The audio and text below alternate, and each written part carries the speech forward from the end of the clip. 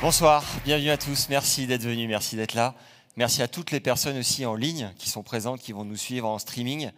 Je m'appelle Maxime Zamora, j'ai créé le podcast Tennis Légende il y a 3 ans et j'ai la chance de présenter la première édition de ACE Artengo Conception Expérience qui va se dérouler en 2 parties. La première, on va parler de la marque et la deuxième, vous allez voir, ça va être incroyable. En fait, on va concevoir une raquette de zéro et on va aller dans les coulisses, voir un petit peu la chronologie, comment ça fonctionne, avec en fil rouge des notions de développement durable. Voilà. Et pour démarrer la soirée, on vous a conçu une petite vidéo avec 2 personnes, je pense que vous connaissez. Bonsoir à tous, j'espère que vous avez passé un bon week-end de Pâques. Je voulais faire cette vidéo pour vous souhaiter une super keynote et je vous dis à bientôt. Hello everyone, hope you're doing great and you've been invited for Evan Ace and it's gonna be a great night. You're gonna discover how my racket was made. Me personally, I fell in love with this racket 1.5 years ago. I mean, it's light and in the sense I'm very powerful, so I'm not losing the power and I can move my hands very fast, which I love. Unfortunately, I couldn't make it today, but because I have to, take care of my visas to be able to travel to the tournaments. But I hope you're going to have a great night and see you very soon. Hi guys, my name is Pano Edvardi and I'm a proud member of the Artengo team. I've joined Artengo early this year and I've been playing with the Spin Pro racket since Australian Open. I absolutely love this racket. It's the perfect combination between spin and power, so it complements my game perfectly. I'm currently in Florida rehabbing my ankle coming back from an injury, so unfortunately I won't be able to make the ACE event today, but I'll definitely be watching and hope to see you all there. Bye. Voilà, donc Gaël Monfils et Daria Kasatkina. Pour les personnes qui ne comprennent pas forcément l'anglais, donc Daria parlait de sa raquette et elle a fait demi-finale à Roland-Garros l'année dernière, donc c'est quand même pas anodin. Je vous l'ai dit en intro, moi mon truc c'est les interviews et je vais démarrer en posant quelques questions à Cyril, le directeur d'Artengo.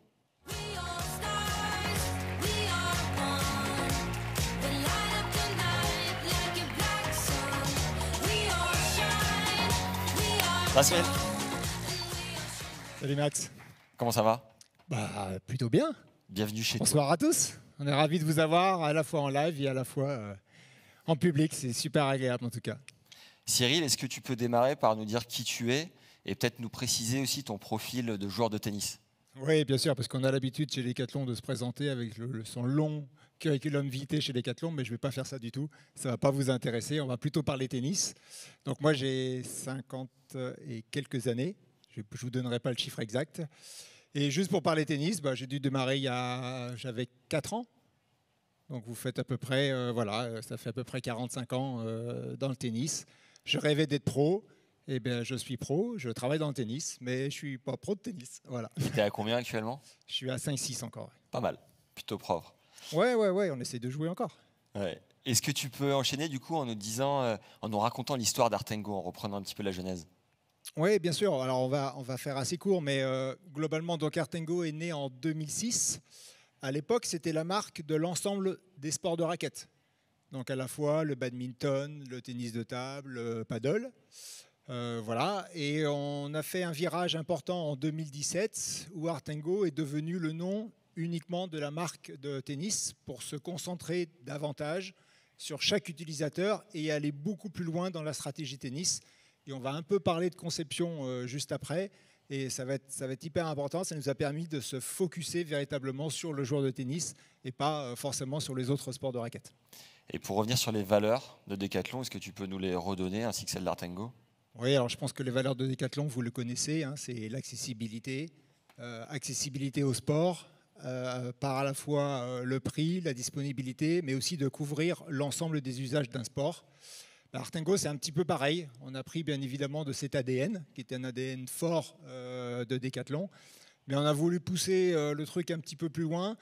On a des fortes ambitions sur le produit, sur l'excellence produit. On va passer beaucoup de temps ce soir sur cette notion-là. Et fort de cette excellence produit, on a aussi une sorte de maxime qu'on retrouve d'ailleurs sur le bras de Stan Wawrinka, pour ceux qui connaissent, Et la maxime dit en gros, on va tenter des choses, on va se planter, on va recommencer en essayant d'être un petit peu meilleur à chaque fois, puis on va se replanter, et tout ça jusqu'à l'excellence de nos produits. Et cette maxime, elle résume pas mal nos valeurs et ce que les 50 personnes de la marque vivent au quotidien. Alors, 2 choses pour rebondir. Tu as dit accessibilité et excellence. J'ai l'impression qu'il y a un produit juste à côté, je ne sais pas si vous l'avez vu en arrivant ou vous le verrez après à côté du buffet, qui s'appelle The Wall, c'est bien ça? Oui, tout à qui fait. permet de taper et d'avoir la balle qui revient toujours exactement avec le même rebond, plus ou moins, et donc de rendre la pratique ultra accessible. Et le grand écart avec l'excellence, est-ce que tu peux nous expliquer les deux du coup?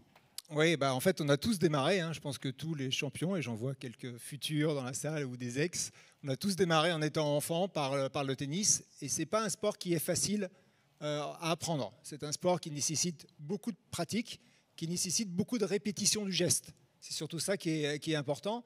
Donc, quand on a un peu décortiqué la partie pédagogique, on s'est dit ce serait sympa qu'on puisse avoir un mur, alors plutôt gonflable pour que ça soit facilement transportable, et qui puisse aider les adultes et les jeunes à répéter le mouvement et donc avoir un rebond qui est relativement stable. Je ne sais pas si vous avez déjà joué sur un vrai mur de tennis, mais ce n'est pas toujours évident. La balle, elle a tendance à partir une fois à droite, une fois à gauche. Là, le mur est conçu pour que la balle elle revienne systématiquement avec un rebond face à vous et pour permettre la répétibilité effectivement des gestes pour faciliter l'apprentissage. Donc c'est le premier step effectivement avant de devenir un très bon joueur de tennis ou une très bonne joueuse de tennis. Éventuellement, j'espère qu'il y a pas mal de bons joueurs de tennis dans la salle quand même.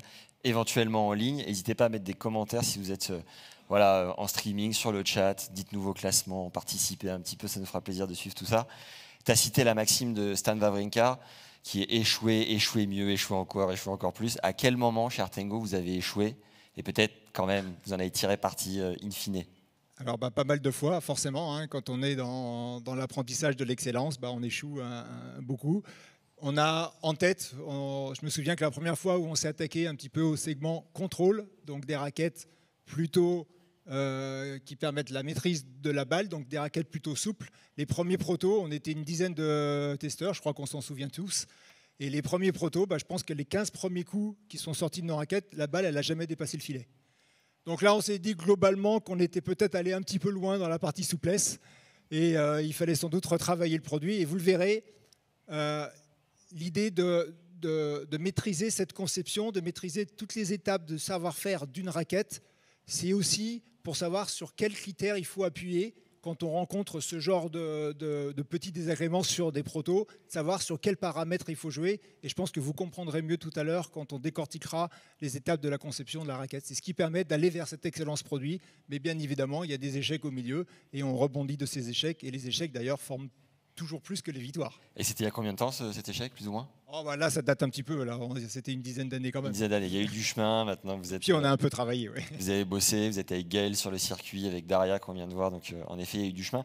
Et pour faire la balance, tu viens de nous donner un échec. Est-ce qu'il y a peut-être une histoire sympa, une anecdote alors peut-être que dont tu es assez fier? Oui, certains d'entre vous connaissent l'histoire, mais ce qui rend, je pense, les équipes le plus fiers, c'est un peu ce qui s'est passé avec Gaël. Juste pour vous raconter comment ça se passe quand un joueur pro veut changer de raquette. En général, il contacte plusieurs marques. Les marques envoient des raquettes toutes noires au spectre du joueur. Et donc le joueur a entre 5 et 8 raquettes entre les mains. Et là, il part en test à l'aveugle, ce qu'on appelle en test à l'aveugle, c'est-à-dire qu'il n'a aucune idée de quelle marque lui a fait quoi. Et il classe les raquettes en une sorte de ranking de ce qu'il a préféré. Alors il le fait sous plusieurs étapes, sur une semaine. Et à la fin de sa semaine, il donne entre guillemets son ranking, et à partir de là, l'agent commence à travailler pour entrer en contact avec la marque. Et ce qui nous rend le plus fiers dans le partenariat avec Gaël, c'est que notre raquette, la raquette qu'on lui avait faite, est sortie numéro 1 sur l'ensemble de la semaine. Donc là, on s'est dit que par rapport à l'expérience que je vous ai racontée juste avant et ce qui s'est passé il y a 1 an et demi maintenant, effectivement, on a fait un peu de chemin. Je pense que ça mérite un gros vamos. Voilà. Merci. 2 petites questions avant de terminer ta partie, Cyril. Est-ce que tu peux nous préciser la mission d'Artengo? Oui, je vais essayer de rentrer un petit peu dans quelque chose d'assez nouveau. En fait, on avait plusieurs étapes dans ce qu'on avait écrit stratégiquement. La première étape, c'était effectivement de monter en compétence sur la partie conception, et on va en parler. Et on avait une autre étape qui était de se dire comment sur ce marché où il existe déjà beaucoup de marques, comment on peut avoir une certaine singularité, comment on peut sortir et raconter finalement quelque chose d'un petit peu différent de ce que les autres marques racontent. Et quand on a réfléchi à ça et quand on a mélangé ça avec l'ADN à la fois de Decathlon et à la fois d'Artengo, ce qu'on va essayer de faire vivre, je suppose qu'il y a pas mal de joueurs de tennis ou de joueuses de tennis dans la salle. Il y a un moment dans un match, dans un set, dans une partie avec un partenaire où on atteint ce qu'on appelle le Graal, où on atteint la zone. La zone, c'est quoi? C'est ce moment où on a l'impression de tout maîtriser sur le terrain, de faire tout ce qu'on a envie de faire, de mettre la balle où on a envie et de réaliser l'ensemble des coups. Alors, rarement, ça dure très longtemps. Pour ceux qui l'ont à peu près connu, ça dure rarement très longtemps. Tu te souviens pas la dernière fois où ça s'est produit dans ton... Ça fait un petit moment que ça ne m'est pas arrivé. Mais voilà, on va dire que l'année dernière, 1 ou 2 fois. En général, c'est un match par an et c'est un set tous les 3-4 mois. Dites-nous aussi en ligne si ça vous est arrivé aussi. De voler sur le court tout simplement. Donc ça, c'est un petit peu notre Graal. Plusieurs fois, on va évoquer dans la présentation de ce qu'on appelle le fly over the court, qui est effectivement notre promesse magique. C'est-à-dire que la marque va essayer de vous promettre le fait de pouvoir atteindre cette zone et de voler un peu au-dessus du court. Mais le plus important, ce n'est pas tellement cette promesse-là, c'est surtout comment on vous amène à ça, comment on amène le joueur à aller véritablement vers ce Graal et vers cette sensation ultime. Et pour ça, on va essayer de bosser sur quelque chose qui a peut-être jamais été fait, qui est l'idée on va vous amener vers une progression, quel que soit votre niveau, cette progression à l'étape d'après. Quand on est non-joueur de tennis, la première étape, c'est d'être capable d'aimer le tennis, de prendre plaisir au premier coup. Quand on est déjà débutant, de prendre plaisir au premier match peut-être. Et quand on est déjà un peu compétiteur, d'essayer de gravir les différents échelons et de prendre davantage de plaisir. Cette notion de progression tout au long de votre vie, de tennisman ou de tenniswoman, elle est hyper importante pour nous et on va essayer de l'accompagner au mieux avec des produits et des services pour vous amener à ce que le tennis soit véritablement une histoire d'une vie. Et en général, c'est le cas. Moi, je connais beaucoup de gens qui ont commencé à 4 ans comme moi et qui vont sans doute encore tenir la raquette à 70 ans. Et je trouve que l'histoire est belle. Et si une marque peut vous accompagner vers cette histoire, je trouve ça terrible. Alors, juste pour terminer cette première partie, Cyril, est-ce que tu peux nous toucher un mot peut-être sur le développement durable en lien à Artengo? Oui, on va pas mal parler de conception. Aujourd'hui, on ne peut plus parler de conception sans parler effectivement d'éco-conception. Et c'est hyper important. Donc, on va l'évoquer dans les différentes phases. Juste pour vous dire que c'est quelque chose qui est ancré dans la marque depuis plus de 5 ans aujourd'hui. Et c'est quelque chose qui nous touche de l'intérieur. C'est-à-dire quand on a commencé à se rendre compte le nombre de balles qui étaient jetées dans une poubelle et qui n'étaient pas recyclées tout au long de l'année dans tous les clubs et dans le monde, on a commencé à prendre conscience qu'on laissait une empreinte, que ce sport, en général, pas tellement Artengo, mais que ce sport laissait une empreinte indélébile sur la planète. Et ça, c'est quelque chose qui nous ronge depuis 5-6 ans. Et on essaye de travailler étape par étape, déjà en analysant bien quelle empreinte on laisse sur la planète, aussi bien sur la balle que sur la raquette. On va pas mal parler de raquette. Et on essaye, étape après étape, de trouver certaines solutions pour que véritablement le sport reste quelque chose qui est assez proche de ce qu'on vit aujourd'hui, mais impacte beaucoup moins les traces que l'on peut laisser sur la planète, parce que le tennis, c'est avant tout quand même un sport outdoor, on a beau dire ce qu'on veut, et détériorer le climat, ça ne va pas être bon pour le sport au in fine, donc il va vraiment falloir qu'on fasse quelque chose. Merci Cyril pour cette première partie. Merci à vous, merci beaucoup. Et sans plus attendre, on va démarrer la conception de raquettes en accueillant Adrien, chef de produit raquette expert.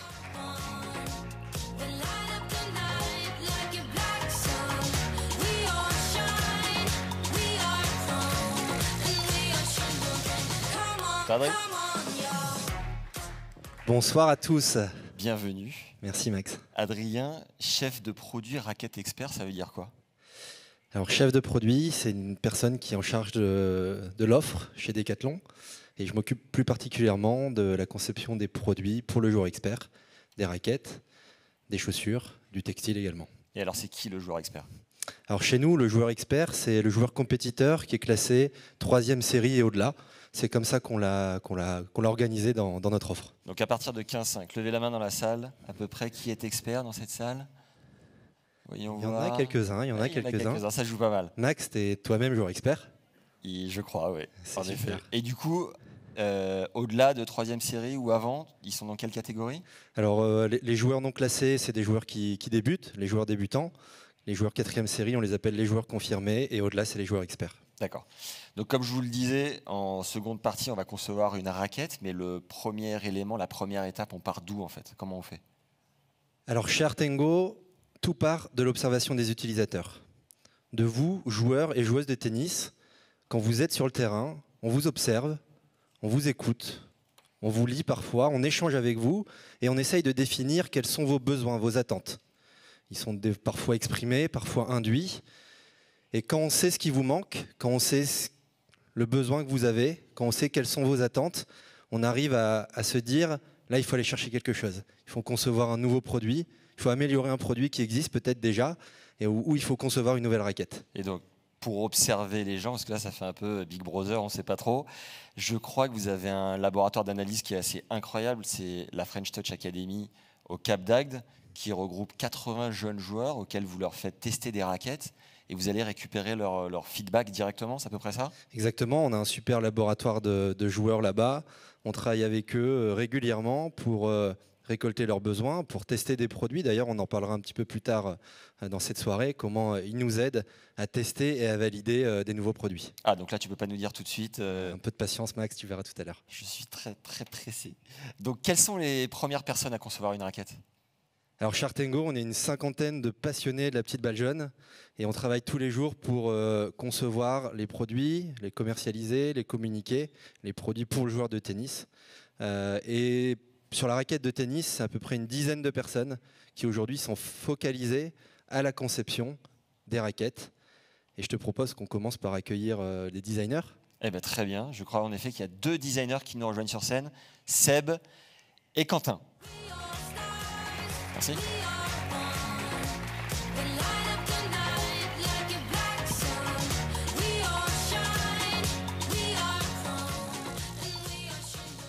Hello les gars. Bonsoir tout le monde. Salut Max. Bonsoir. Alors, est-ce que vous pourriez commencer par nous dire, designer, du coup, ça correspond à quoi en particulier? Eh bien, sur la raquette, pour faire simple, en fait, un designer, il va s'occuper de la forme, de la fonction et de l'esthétique de la raquette. Très bien, c'est très clair. Merci Seb pour cette concision. Tu parles de forme. Je pense à des marques évidemment qui nous viennent spontanément, qui ont des formes de raquettes un peu étonnantes. La forme des raquettes d'Artengo, ça ressemble à quoi? Alors plutôt que de te parler de forme, moi j'aimerais te parler de style. Et pour parler de style, il faut que je vous parle en fait de l'ADN en fait d'Artengo. L'ADN d'Artengo en fait, c'est la carte d'identité en fait de la marque. C'est comme ça en fait qu'on va nous reconnaître. Donc là vous l'avez affiché. Donc elle est composée en fait de 3 fondamentaux. La première, donc c'est ce que vous a expliqué Cyril, en fait, c'est la promesse magique. Donc fly over the court. La deuxième, c'est la direction artistique. Donc la direction artistique, c'est là où en fait le designer va puiser toute son inspiration. D'accord? Et ensuite, il va pouvoir l'injecter en fait sur les produits et créer des personnalités, des icônes en fait sur les produits. Et toi, où est-ce que tu vas puiser ton inspiration, Seb? Ça m'intéresse. Je vais puiser mon inspiration de mon équipe, de la marque. Très bien, je crois qu'on en saura un petit peu plus tard. Oui, tout à fait. Non, c'est pas grave. Et donc, cette direction artistique, Laure vous en parle un peu plus tard. Vous allez comprendre en fait où est-ce qu'on va aller. Et cette direction artistique, c'est R et R. Le troisième élément, c'est le positionnement style. Donc, le positionnement style, c'est la manière dont on va être identifiable parmi toutes les raquettes du marché. Et le positionnement style chez nous, c'est épuré, technique, athlétique. C'est Quentin qui va vous en parler. Allez Quentin, on t'écoute. Bonsoir. Alors j'ai préparé un petit sketch pour faciliter la compréhension, pour que ce soit un petit peu plus concret. Si on peut l'avoir à l'affiche, s'il vous plaît. Très bien, merci. On l'a. Alors comme Seb le disait, ce positionnement style, en fait, ça correspond à notre identité produit. Donc épuré, technique et athlétique. Je vais commencer par le côté épuré. Le tennis, c'est un sport qui a un patrimoine riche, de code, d'élégance, de simplicité. Et en fait, cet héritage nous est cher chez Artengo et on a envie de le retranscrire dans nos produits. Alors, juste, si je puis me permettre, il y a un héritage, c'est un sport assez conservateur, mais on a pu voir pendant le dernier Open d'Australie 2023 des tenues assez bariolées, avec des couleurs flashy qui vont un peu dans tous les sens. Si je comprends bien, Artengo préfère rester un petit peu plus sobre. C'est bien ça? Alors, tradition, on ne veut pas dire has-been. On apporte de la modernité quand même dans nos designs, ouais. Mais on garde quand même cet héritage qui nous est fort. Très bien compris. Qui nous est cher. Pour ça, dans la raquette, on a décidé de le retranscrire, on le voit de manière assez nette, un contraste entre le cœur et la tête de raquette. Et ça nous parle d'autant plus que psychologiquement, je pense que ça parlera à tous les joueurs de tennis, il y a toujours cette sorte de dualité quand on est sur le terrain face à un adversaire.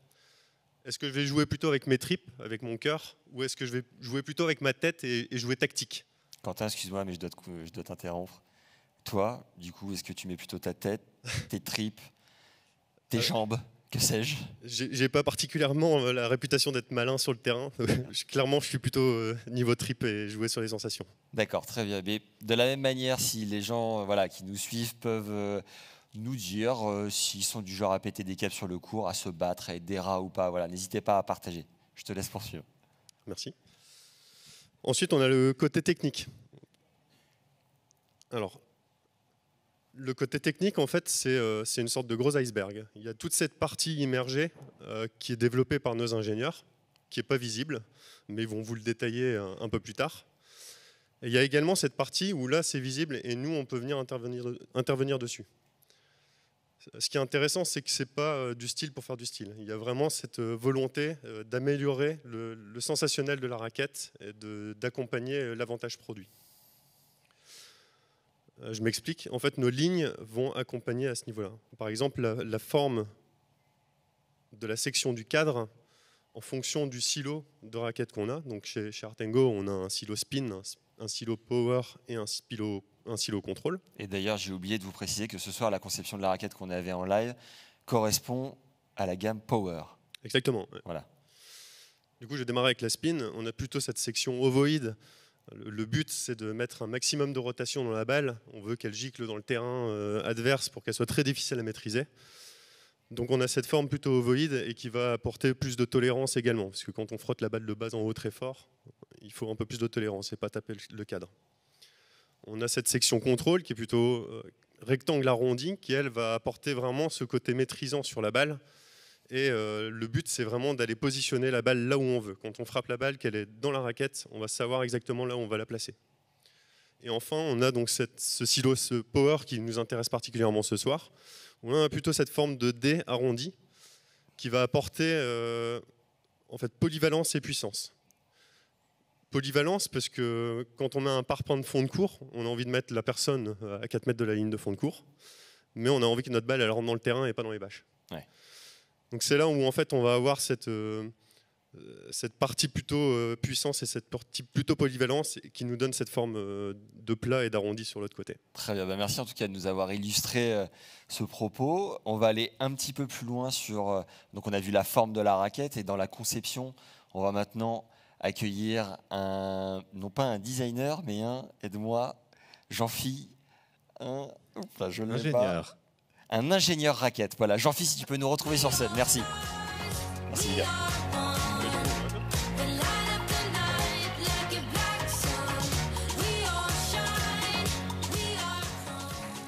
Hello Jean-Phi, comment ça va? Salut Max. Bah écoute, ça va bien. Bon, j'ai eu un petit peu de mal sur ingénieur, du coup, aide-moi, explique-nous ce que c'est particulièrement un ingénieur dans l'industrie du tennis et de la raquette en particulier. Écoute, si je devais te décrire mon métier en 5 mots, bah bien sûr, je parlerais de raquette, je parlerais de science, je parlerais de process, je parlerais de qualité et puis je parlerais de partage. Ok Jean-Phi, alors là il va falloir du concret parce que tu nous as envoyé du lourd. Moi je veux que tu le relies à la raquette le plus vite possible. Alors, avant d'aller un peu dans le détail de ma meilleure amie, là, à qui j'essaie de découvrir tous les secrets depuis plus de 6 ans maintenant, j'aimerais te raconter une petite histoire. Raconte-nous. La première chose que j'ai faite quand je suis arrivé chez Artengo, c'est d'essayer d'aller faire mes raquettes pour découvrir ce process. sur le terrain. Et j'avoue que ce que j'ai découvert m'a profondément marqué. Je ne sais pas si vous avez déjà eu l'occasion de voir le process de fabrication d'une raquette de tennis. Alors, juste petite précision, Jean-Phi a découpé la raquette et elle est disséquée, voir ce qu'il y avait à l'intérieur. Est-ce que quelqu'un a déjà fait ça? Personnellement, jamais. Voilà, Jean-Phi, t'es le seul, tu peux continuer. Très bien. C'est donc très rare. Donc, ça m'a profondément marqué parce que j'ai découvert un process qui était particulièrement manuel, particulièrement complexe et particulièrement dispersif. Dispersif. Dispersif, c'est-à-dire que deux raquettes identiques, ça n'existe pas. D'accord. Voilà. Et surtout, ça m'a fait comprendre que malgré mes 40 ans de tennis, ben tout ce que je pensais savoir sur la raquette était faux. Alors quand je suis rentré de ce voyage, ben, je me suis dit, il faut que je reparte de zéro. Et alors, juste en précision, qu'est-ce que tu pensais trouver dans la raquette en l'ouvrant, en l'analysant? Et qu'est-ce que tu as trouvé à la place? En fait, c'est pas tant ce qu'il y avait dans la raquette, c'est la façon dont elle était fabriquée. D'accord, je comprends. On pourrait imaginer qu'une raquette, finalement, un peu comme une pièce plastique, vous l'injectez et puis pof, elle passe en quelques minutes de l'état de matière à l'état de raquette finie. En fait, pas du tout, mais pas du tout. Okay. Donc, quand je dis que j'ai accepté de repartir de zéro, de reconnaître mon ignorance, encore une fois, malgré mes 40 ans de tennis et mes certitudes de connaissances sur ce produit, je me suis posé la question, mais finalement, c'est quoi le tennis? D'un point de vue technique, c'est quoi le tennis? Eh bien, pour moi, le tennis, c'est un sport de timing, de sensation et de compromis. Alors, je vais m'expliquer un petit peu, parce que je vois tes gros yeux ronds. Non, parce que le timing, très clairement, on a tous envie de l'avoir. Hein, on est en quête permanente toute la saison. Sensation, à peu près la même chose. Donc, je suis très curieux d'en savoir plus sur ces trois notions-là. Alors, tout d'abord, le compromis. Ben oui, à la différence du golf, le joueur de tennis, il n'a qu'une raquette pour faire l'ensemble de ses coups. Des coups, il aura le temps, le service. Des coups où, vraisemblablement, il aura moins le temps, la volée. Des coups d'attaque, des coups de défense. Tout ça, ça nécessite du compromis. L'acceptation d'un compromis pour pouvoir optimiser, je dirais, ce compromis en fonction de sa technique, sa tactique et de sa morphologie. Il est clair que les compromis de Max sont certainement pas mes compromis. Et pourquoi pas? T'étais à combien, toi, Jean-Phi? Moi, j'étais à 5-6. Ouais, c'est pas mal. Mais il y a longtemps, hein, maintenant un peu moins à cause de mes genoux. Bon. Bon, la deuxième chose très importante, c'est un sport de sensation. Parce que quand le tennisman frappe dans la balle, la raquette va se déformer. Et ce faisant, elle va se mettre à vibrer. Et cette vibration, aussi bien sonore que mécanique, couplée à la trajectoire de balle que le tennisman constate, va lui faire interpréter un certain nombre d'avantages ou de désavantages à la raquette. Et alors, juste une petite info pour que tout le monde comprenne la déformation de la raquette. Je crois qu'en servant à 200 à l'heure, tu as une donnée particulière là-dessus? Oui, donc une balle de tennis, ça fait environ 58 grammes. Ouais. Et bien, un joueur de tennis qui sert à 200 km/h, l'effort que voit la raquette, c'est équivalent à 65 kg. C'est pour ça que si vous regardez des vidéos au ralenti, vous voyez la balle qui pratiquement disparaît dans l'épaisseur du cadre. Hein, montez sur une balle et vous verrez, elle ne devient pas plus grosse que ça.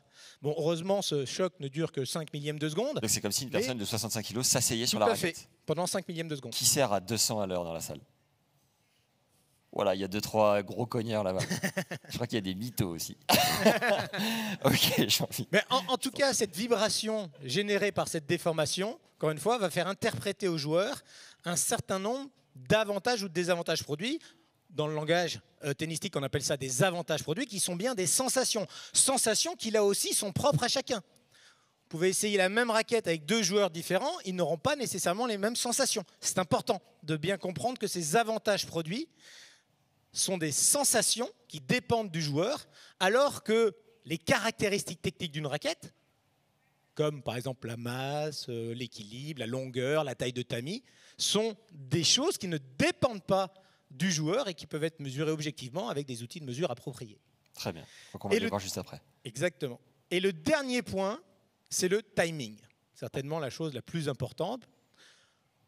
Aujourd'hui, apprendre à jouer au tennis, finalement, qu'est-ce que c'est?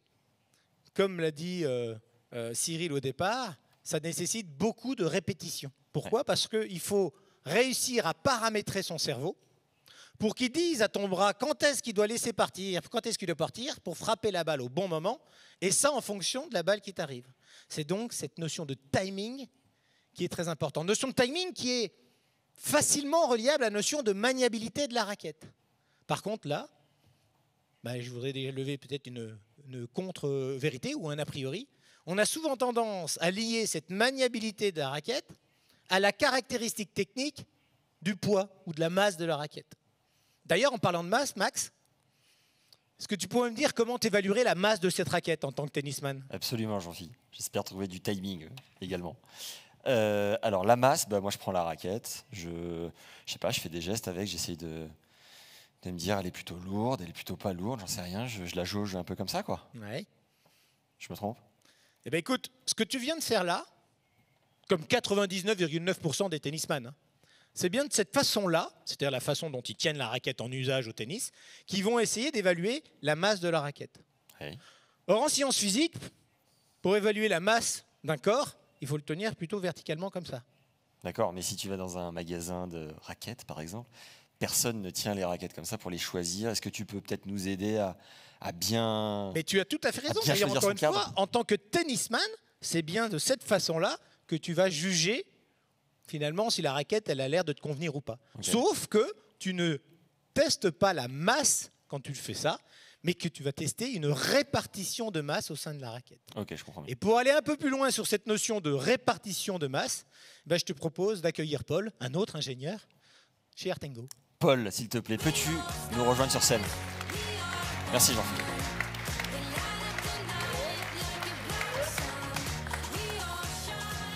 Merci. Comment ça va, Paul? Salut Max, ça va? Ouais, ça va. Peux-tu nous dire qui tu es? Toi, je crois que tu joues l'acier trempé. Oula. Donc je te laisse aussi nous faire une petite intro de ton style de jeu, pourquoi pas? Alors déjà, j'ai vu les gens dans la salle et je joue normalement finalement. Ah bon? J'ai vu quelques têtes qui m'ont fait dire tu vas te rester calme parce qu'en fait, t'es pas terrible, quoi. Ah, ok, mais t'es à combien? Là, je suis à 1,6 en ce moment. Ok, c'est pas mal. Ça sert à 200 ou pas? Quand tu chauffes un peu le radar, on peut le monter de 10 km/h y être, quoi. Tu peux continuer, Paul. Très bien. Tu es autorisé. Alors, Jean-Phi vient de nous parler du coup de la répartition de la masse. Ce que je te propose, c'est de me dire, selon le joueur de tennis, comment il mesure la masse, quelle est pour toi, sur ces deux raquettes, celle qui est la plus lourde? Ok. Gros test. Je suis certain qu'il y a un traquenard à tout moment. Donc je refais comme tout à l'heure, en fait. Là. Exactement. Ok, j'ai à peu près le poids en tête. Très bien. Seconde raquette. Second test. Et j'ai l'impression que celle-ci est légèrement plus légère. Ça se joue à rien, mais j'ai l'impression. Donc la raquette qui est dans ma main droite est la raquette la plus légère. La raquette dans ma main gauche est la plus lourde. Ouais, c'est ça. On est bien? Ouais. Ce que je te propose, c'est qu'on aille vérifier. Allons-y. Et qu'on regarde du coup, qu'est-ce qu'il en dit. Très bien. Je te suis.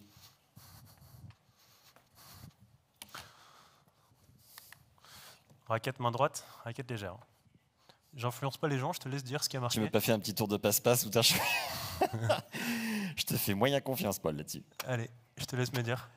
J'influence personne. 321 grammes 70. Ok. On dit après la virgule ou ça sert à rien? Ouais, t'enflamme pas. Hein. 320. Très bien. On fait la deuxième? Plus lourde, hein? Ouais. 321 piles.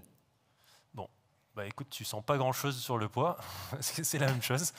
Mais alors, qu'est-ce qui explique que j'ai un ressenti légèrement différent? Alors, je vais pas vous faire mesurer toutes les specs des raquettes, mais juste pour votre info, la raquette ici et la raquette ici, elles ont le même poids, le même équilibre et la même longueur. D'accord. Je veux dire, pourquoi je sens que c'est une différence? Ouais. Et la fameuse répartition de masse qu'on appelle aussi swing weight en anglais ou inertie en français peut être différente. Ce que je te propose, c'est qu'on mesure du coup cette inertie de raquette et on regarde qu'est-ce qui diffère.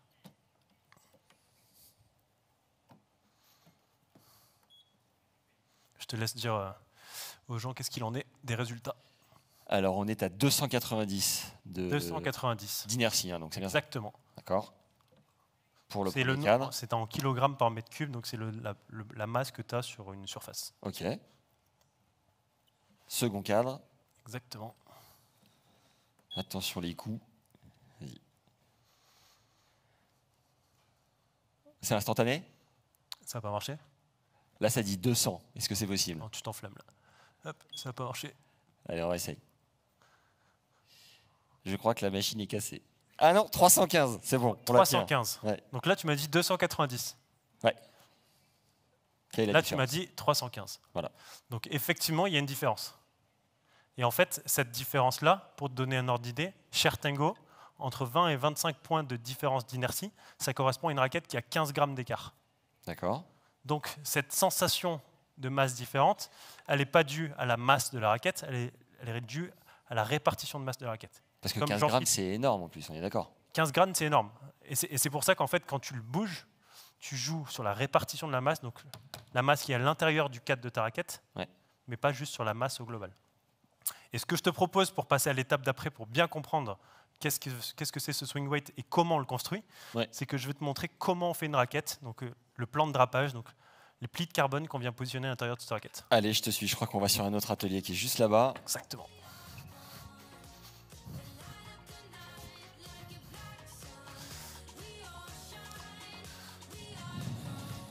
Donc ce que je te propose pour commencer, ouais, c'est juste, globalement, on a mis 6 ateliers. Vous voyez qu'il en manque 2 de raquettes là. Donc il y a les 6 grosses étapes qu'on souhaite vous présenter ce soir. Donc la lamination, qui est l'étape qu'on va faire maintenant. Qui est le lamination, fameux tu dis. Lamination en français, ou lamination en anglais. Il est pas mal l'accent. Super accent. Ouais. Le raw frame, du coup, qui est l'étape du cadre brut cuit, qui est du coup l'étape juste après. Ouais. Une étape de masticage et ponçage pour essayer de corriger les défauts qu'il pourrait avoir lors de la cuisson. Une étape de peinture.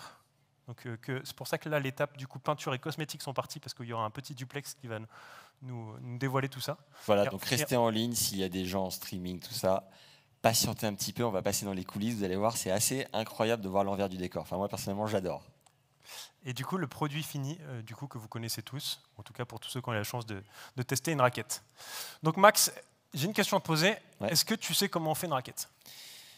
Alors, j'ai visité, donc je ne suis pas totalement neutre. J'ai visité une marque, en fait, qui m'a montré une première fois, mais c'était très rapide, donc j'aimerais bien qu'on me montre une seconde fois, si possible. Donc on va te montrer à toi et tous les gens qui sont intéressés. Donc, comment on fait une raquette? Il faut imaginer que la raquette, si on peut récupérer l'image, c'est un énorme puzzle. Donc en fait, vous voyez ici tout le puzzle, tous les plis qui vont se situer à l'intérieur de la raquette. Donc la raquette, elle est composée en 3 morceaux. Alors attends, juste t'as dit des plis, mais c'est-à-dire des plis de quoi? Des plis de carbone. Ok, peux-tu nous montrer à quoi ressemble le carbone? Donc c'est une fibre composite qu'on appelle, donc c'est un mélange de fibres de carbone avec une résine époxy. Donc pour ceux qui sont au fond, c'est cadeau, on voit rien. Mais en gros, c'est un matériau, donc c'est le nerf de la guerre pour vous. Exactement. C'est un matériau qui est très très très robuste si on va dans le sens de la longueur, c'est-à-dire qu'on ne peut pas le casser.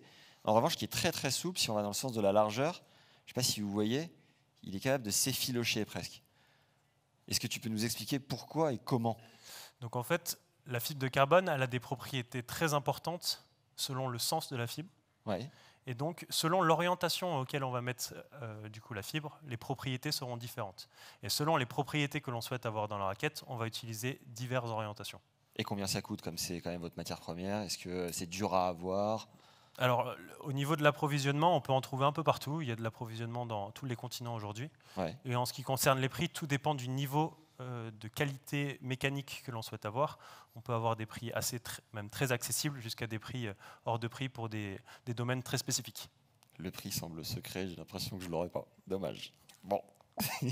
Alors, ce que je vous propose, c'est que du coup, on vous explique comment est faite la raquette. Donc la raquette, elle est faite en 3 parties. La première ici, qui est le frame, donc le cadre de la raquette. Donc si je prends cette raquette-là, le frame, vous allez vous rendre compte, c'est toute la partie qui est autour de la raquette. Il y a une deuxième partie qui est le yoke. Le yoke, c'est aussi le pont. Donc c'est ce petit cœur qui dépasse juste ici. Donc il y a une pièce séparée. Et après, il y aura des renforts, qui est du coup tout ce bloc qui est là, qu'on vient rajouter pour assembler le yoke avec le frame, mais aussi pour renforcer certaines zones spécifiques de la raquette. Donc là, juste pour faire le lien, c'est ni plus ni moins que des bouts de carbone, comme juste ici, qui sont roulés, prédécoupés, et puis ensuite roulés autour de cette règle. Et ensuite, la forme est redonnée avec une sorte de cuisson. Donc ce qu'il faut savoir, c'est qu'à la base, une raquette, ça ressemble à ça. Ah, franchement, là, je pense que pas grand monde est capable de jouer avec. Et ça mesure combien? Ça mesure environ 180 cm. D'accord. Et donc, on va venir positionner tous nos plis de carbone autour de cette fameuse règle. Donc, ce qu'on vous propose avec Jean-Phi, c'est de vous faire un exemple. Donc, ici, on a le fameux plan de drapage, donc la lamination.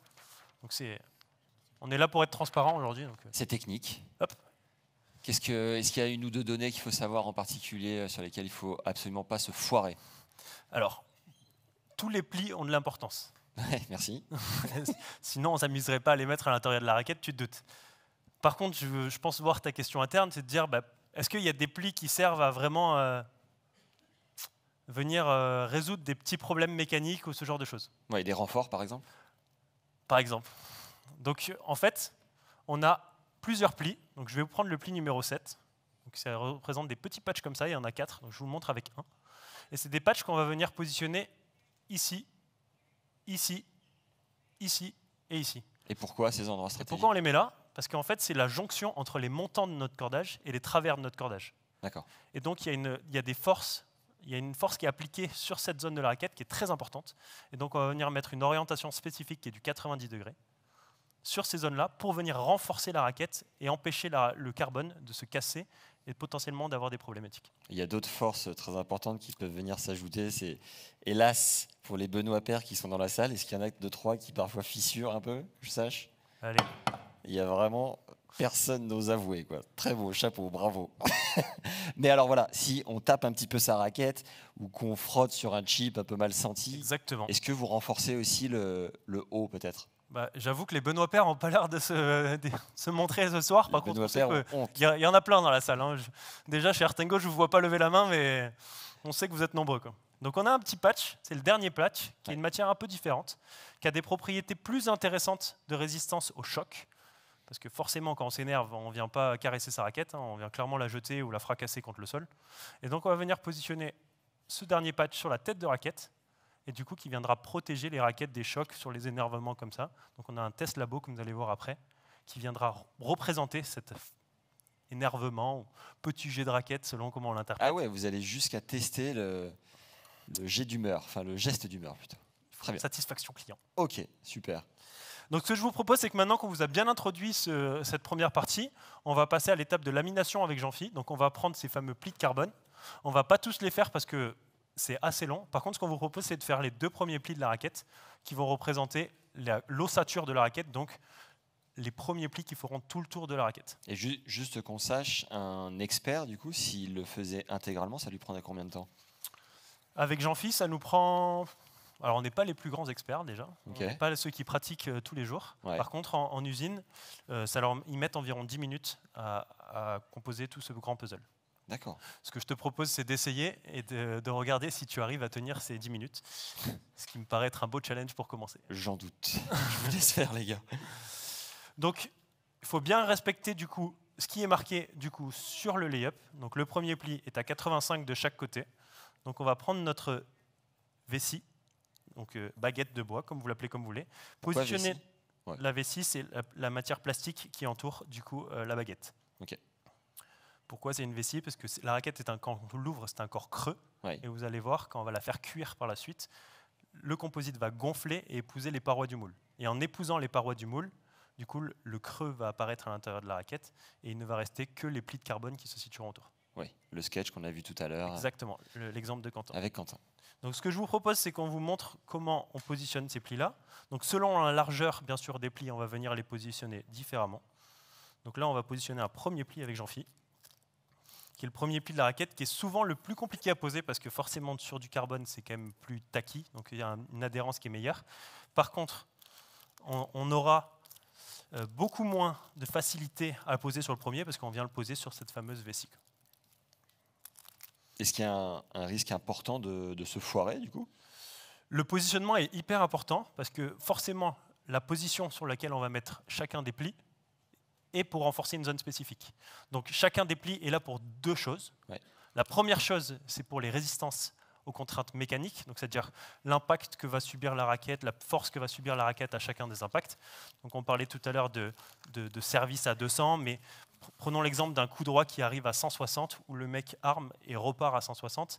Bah forcément, la raquette va subir des forces très importantes. Donc il faudra qu'elle résiste à ça, il faudra qu'elle résiste aux nombreux recordages de la raquette. La raquette, sur une durée de vie importante, sur quelqu'un qui joue beaucoup, bah on va devoir la recorder régulièrement, et forcément ça fragilise la raquette.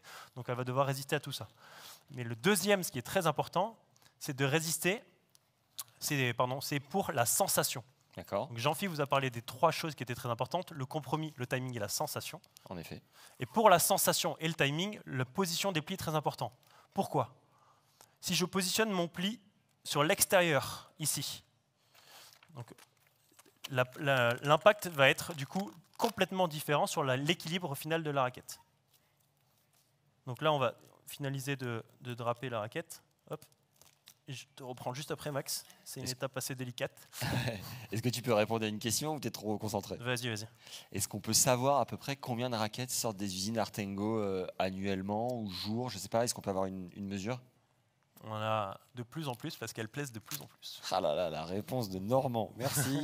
On va pas s'en sortir.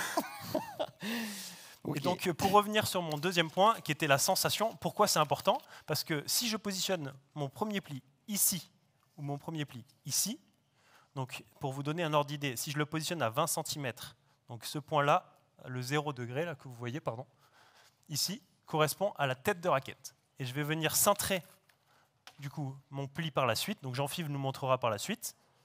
Et selon si je positionne mon pli à 20 ou à 50, donc si je le positionne ici ou ici, mon équilibre sera complètement différent, mon inertie sera complètement différente, parce que ma répartition de masse sera différente, et donc ma sensation sera différente.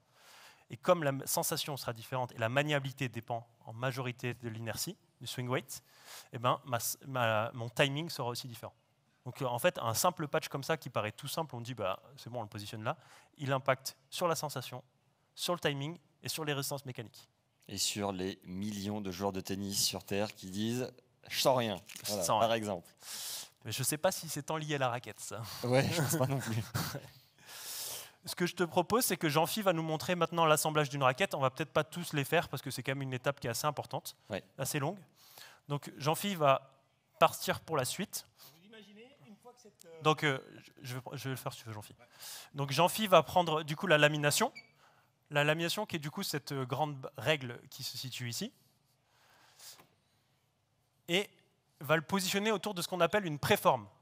Donc la préforme, c'est un gabarit qui forme la raquette. Donc si vous voulez, on peut vous montrer. Si on positionne notre raquette, elle va rentrer à l'intérieur sans problème. Voilà. Et donc cette préforme-là va nous permettre de donner une première fois un ordre d'idée de à quoi pourrait ressembler la raquette. Donc Jean-Philippe va poser du coup le fameux frame, donc ces patchs qu'on voyait en tête tout à l'heure. Donc là, vous vous dites, ok, ça ressemble déjà un peu plus à une raquette. Par contre, vous voyez bien, il y a un gros trou qu'on est capable de voir ici. C'est le fameux yoke. Le yoke, c'est la deuxième partie, c'est une pièce rajoutée qu'on va mettre sur les raquettes. Est-ce que tu peux le montrer juste à la caméra qui est plus par ici? Non, en dessous. Voilà, Jean-Philippe, très bien. Merci. Donc le yoke, c'est bien une deuxième pièce ajoutée qui sera, elle, pas gonflée via de la pression, mais gonflée via une mousse qui est à l'intérieur de la raquette. Donc cette mousse, en fait, avec la presse, va chauffer. En chauffant, elle va gonfler et donc va donner cette forme de raquette. Donc si on vous montre l'intérieur d'une raquette, je ne sais pas si c'est visible ici pour tout le monde, l'intérieur d'une raquette est complètement creux. Par contre, cette zone-là, si on vient la découper, on a de la mousse à l'intérieur et donc c'est une zone pleine. Donc c'est bien la différence entre la partie frame et la partie yoke. Et après, Jean-Philippe, une fois qu'il aura positionné du coup ce fameux yoke, il y aura la troisième partie, du coup tous les renforts à positionner. Donc le renfort 2, 3, 4, etc. jusqu'à avoir finalisé la raquette. Donc il va vous montrer un premier exemple. Et après, on pourra passer à l'étape qui nous intéresse tous, la cuisson. Et donc, juste rapide question, est-ce que c'est toutes les marques qui intègrent de la mousse dans le cœur? Est-ce que c'est que vous? Et peu importe la réponse, à quoi ça sert? Aujourd'hui, le process de fabrication de la raquette a toujours, depuis très longtemps, de manière empirique, est comme ça. C'est-à-dire, c'est une première pièce où on vient injecter de la pression qui gonflera dans le moule, et c'est une deuxième pièce rajoutée qui va être mise. Qui intègre toujours de la mousse? Qui intègre globalement toujours de la mousse. Et c'est quoi? C'est pour absorber? C'est une pièce, en fait, comme on ne peut pas mettre cette fameuse vessie à l'intérieur de la raquette qui va gonfler la pression, on a dû trouver une manière alternative de faire gonfler cette partie-là. Et aujourd'hui, on utilise chez Artengo une mousse. Donc vous voyez, c'est les 3 petits patchs. Je ne sais pas si on les voit ici à la caméra. Hop. C'est ces 3 petits patchs-là. Ça paraît ridicule. Mais ces 3 petits patchs-là, c'est ce qui permet de faire gonfler à l'intérieur de la raquette. Et donc, il va nous donner... C'est un très gain. J'ai envie de... J'en profite.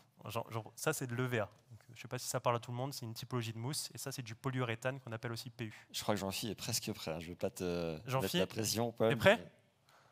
Ah ouais, là, je suis dans les starting blocks. Jean-Phi va bientôt partir à la cuisson. Et donc, ce que Jean-Phi va faire maintenant, donc là, Jean-Phi a à peu près cette forme de raquette.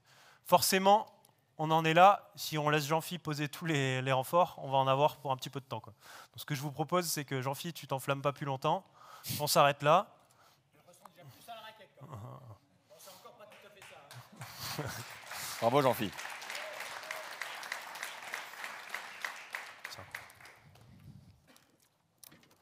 Hop. Et donc, ce que Jean-Phi va faire maintenant, donc là, il prend une raquette qu'on a déjà préformée. Pour pas vous cacher, on aurait passé un peu de temps et je pense que l'événement aurait beaucoup moins sympa. Jean-Phi va l'amener dans nos ateliers de prototypage. Donc l'atelier de prototypage composite, qu'est-ce que c'est? C'est un atelier qui nous permet de transformer cette matière brute en produit fini, comme cette raquette. Donc il va l'amener dans la cuisson et donc c'est le moment où on va transformer cette matière qui est molle en matière dure, comme celle-là. Alors on a rajouté en plus la petite pipette, où on va pouvoir injecter...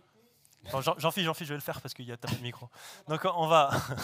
Jean-Phi fonce et on nous rejoint. Jean-Phi à 1 minute 30 de sprint, tu n'as plus une seconde à perdre. Jean-Phi, c'est décompté. Allez, on encourage Jean-Phi. Donc, Max, tout à l'heure, Cyril nous a parlé d'éco-conception. Ouais. Et en fait, sur la raquette, c'est hyper compliqué. C'est pas qu'on n'a pas envie, c'est que c'est hyper compliqué. Pourquoi c'est hyper compliqué? Parce qu'aujourd'hui, le plus important, c'est quand même la sensation du joueur. Et si aujourd'hui on fait une raquette éco-conçue, c'est-à-dire avec des alternatives de matière, mais que la raquette est moins bonne, ça n'a aucun intérêt pour nous. Ça veut dire que vous préférez polluer et que les consommateurs aient de bonnes sensations. C'est ta façon d'interpréter les choses, mais je vais te donner quelques petits indices qui font qu'on est déjà en train de travailler. Okay. Donc en fait, la raquette, il y a 2 grands facteurs qui polluent. Ce qu'il faut savoir, c'est que la première, c'est bien celle que vous venez de voir, c'est tous ces fameux plis de carbone. Donc ce fameux pli de carbone, il impacte environ à 30% de l'impact global d'une raquette. Donc ça peut paraître peu, mais c'est quand même pas mal. Il y a un deuxième point qui est hyper important, c'est le mix énergétique. Wow, tu es en train de me dire... Mix énergétique, est-ce que tu peux nous dire ce que c'est? Parce que tu vas essayer de deviner déjà. Je l'ai appris il y a peu, et je ne sais pas exactement qui c'est, je ne sais pas exactement si les gens en live sont toujours là. Donc bon, débrouille-toi. Alors le mix énergétique, de manière très simple, c'est la façon dont on crée l'électricité. Donc pour créer de l'électricité, on peut utiliser diverses sources d'énergie. On peut utiliser du charbon, on peut utiliser des énergies renouvelables, on peut utiliser du gaz, on peut faire plein de choses. Et aujourd'hui, jusqu'à il y a à peu près 3-4 ans, la façon dont on produisait l'énergie dans notre usine, c'était à base de charbon, qui est à peu près la plus polluante. Et pour pallier à ça, on a dit comment on pourrait changer ça. Donc on a décidé d'installer du coup une façon d'apporter l'énergie via de l'énergie renouvelable. Donc aujourd'hui, toute l'énergie qui est apportée dans notre usine est à base d'énergie renouvelable et plus à base de charbon. Donc c'est ça le mix énergie en fait. C'est la façon dont la méthode pour créer de l'électricité. Est-ce que c'est plutôt à base de charbon? Est-ce que c'est plutôt à base d'énergie renouvelable? Toutes ces façons-là. Et ça, vous arrivez à le réduire aujourd'hui? Et ça, aujourd'hui, on l'a réduit et ça nous permet de réduire drastiquement déjà l'impact de nos raquettes. On a des chiffres ou pas?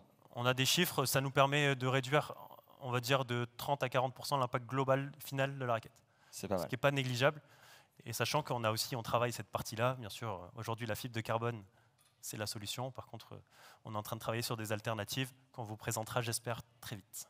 Je crois qu'on est prêt pour passer au duplex et enfin donc découvrir ce qui se passe en coulisses chez Artengo.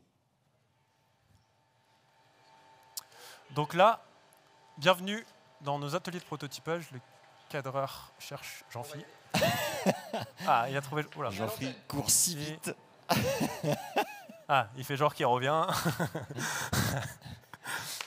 Donc Jean-Phi, donc Seb qui accompagne Jean-Phi, c'est le responsable de l'atelier de prototypage. Un petit coucou Seb, salut.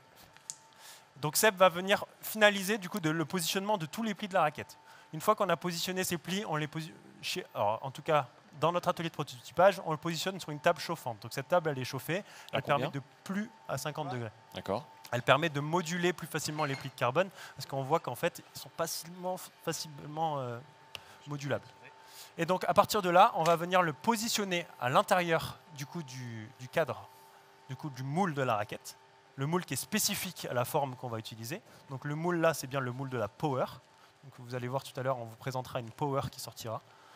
Et donc cette étape-là, c'est la dernière étape avant la fermeture du moule. Donc si on ferme le moule d'une façon mauvaise, le résultat sera mauvais. Et donc là, juste pour repréciser, on est sur le moule dédié à la raquette Power, c'est bien ça? Exactement. Donc chaque moule est différent en fonction du type de raquette? Exactement. Donc chaque forme de raquette a son propre moule. Ouais. Donc là, on est sur un moule Power.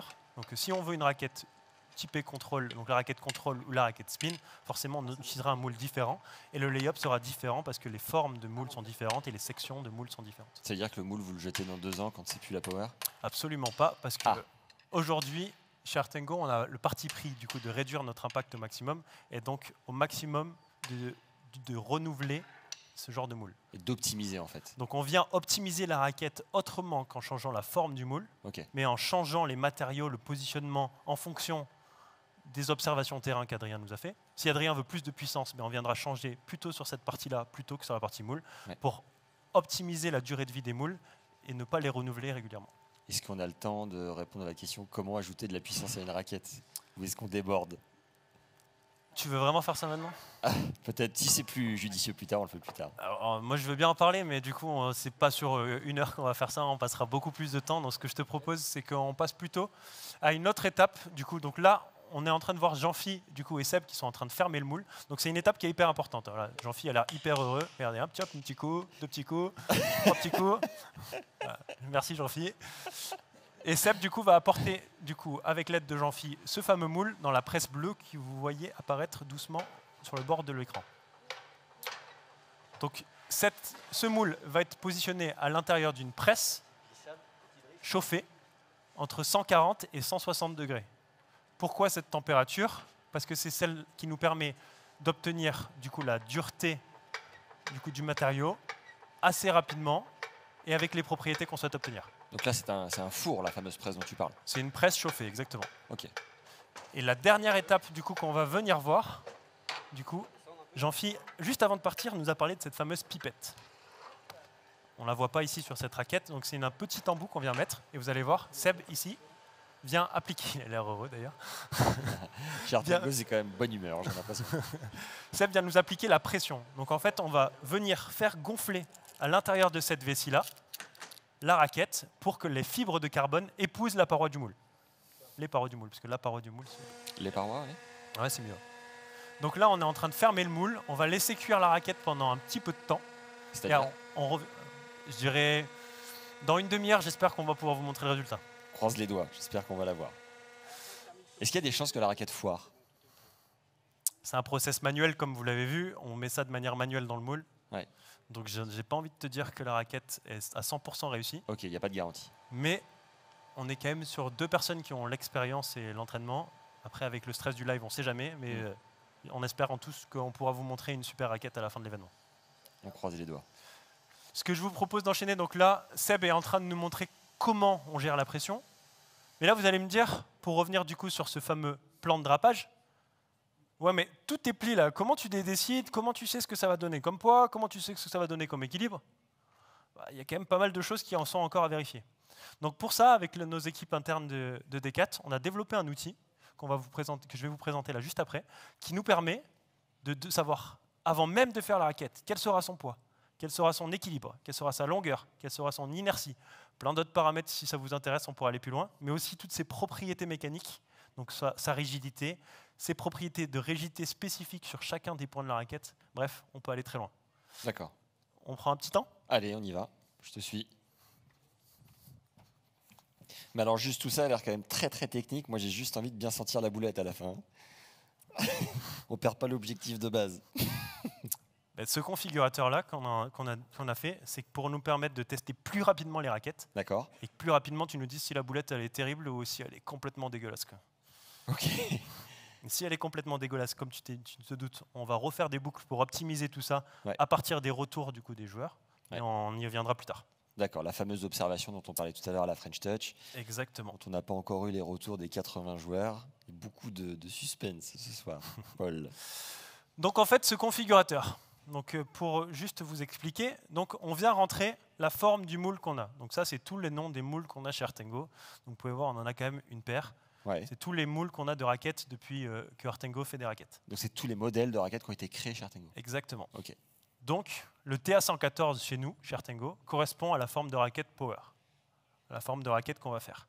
Donc on choisit cette forme-là. Vous voyez au centre de l'écran un premier dessin qui vient simplifier, on va dire, la forme de raquette de la Power.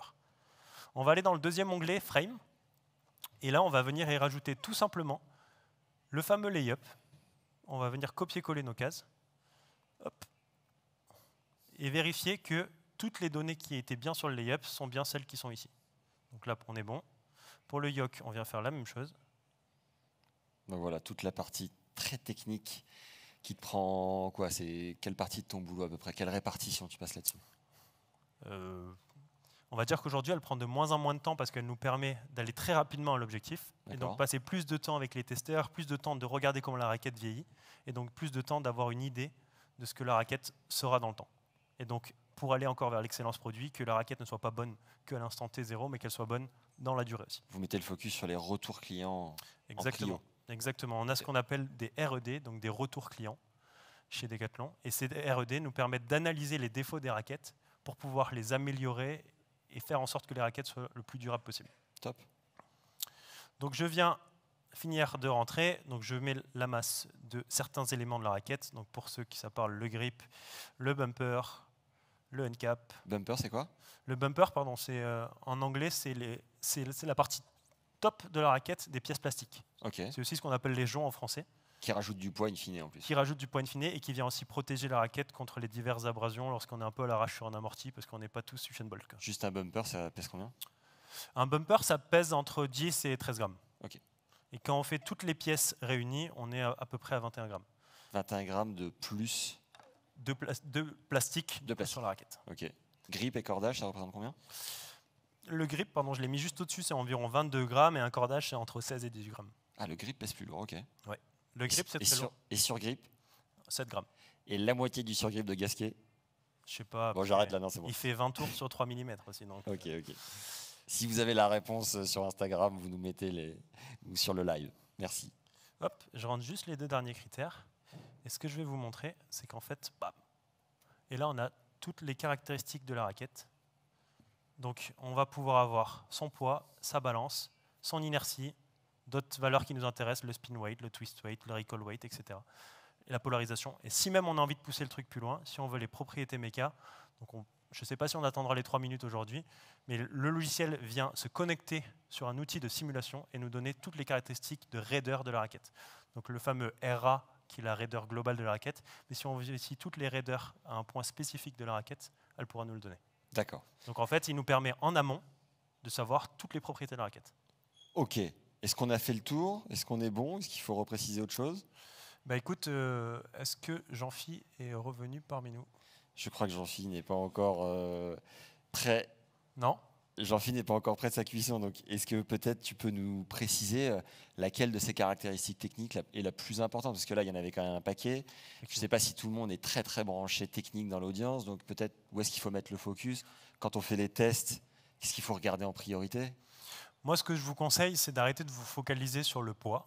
Donc c'est un critère qui est aujourd'hui très compliqué à gérer. Parce que selon les marques, le poids pourrait être ISO, mais le fameux swing weight pourrait être complètement différent. Ça veut dire quoi, le poids peut être ISO? Le poids peut être exactement le même. Deux raquettes peuvent faire 280 grammes chacune, pourtant avoir des swing weights complètement différents. Oui, et donc la sensation de timing sera complètement différente.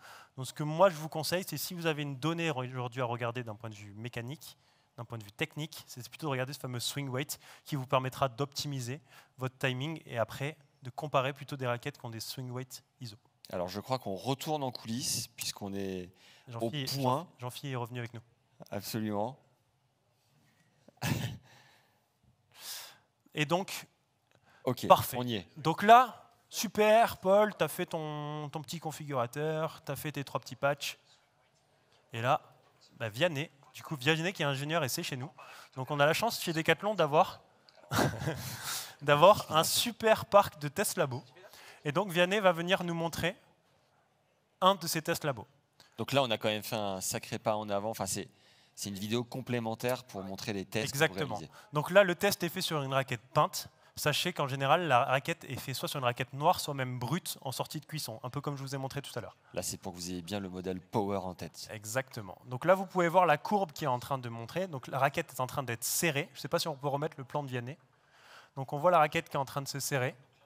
Et c'est quoi l'utilité de cette manip? Et de regarder à combien la raquette résiste en torsion. Donc vous allez voir que la raquette va se rendre de plus en plus ronde, de plus en plus écartée du coup sur la photo. Et donc l'idée, c'est de regarder à combien casse la raquette. Donc là, on a une force sur l'axe vertical, on a un déplacement sur l'axe horizontal, et quand on vient faire la division de l'un par rapport à l'autre, on a ce qu'on appelle une raideur, donc, qui nous va nous concerner. Donc, et ça sert à quoi en fait d'aller jusqu'au point de rupture? Si tu veux une raquette qui soit résistante, il faut qu'elle résiste à ce genre de choc-là. Parce que quand tu vas venir taper ta raquette par terre, quand tu vas venir corder à 30-39 kg selon même les joueurs les plus exigeants, il va falloir que ta raquette résiste à ça. D'accord. Et donc, on s'est rendu compte que si la raquette résistait à partir d'une certaine valeur, on pouvait avoir très peu de problèmes en usage, en jeu. Ok.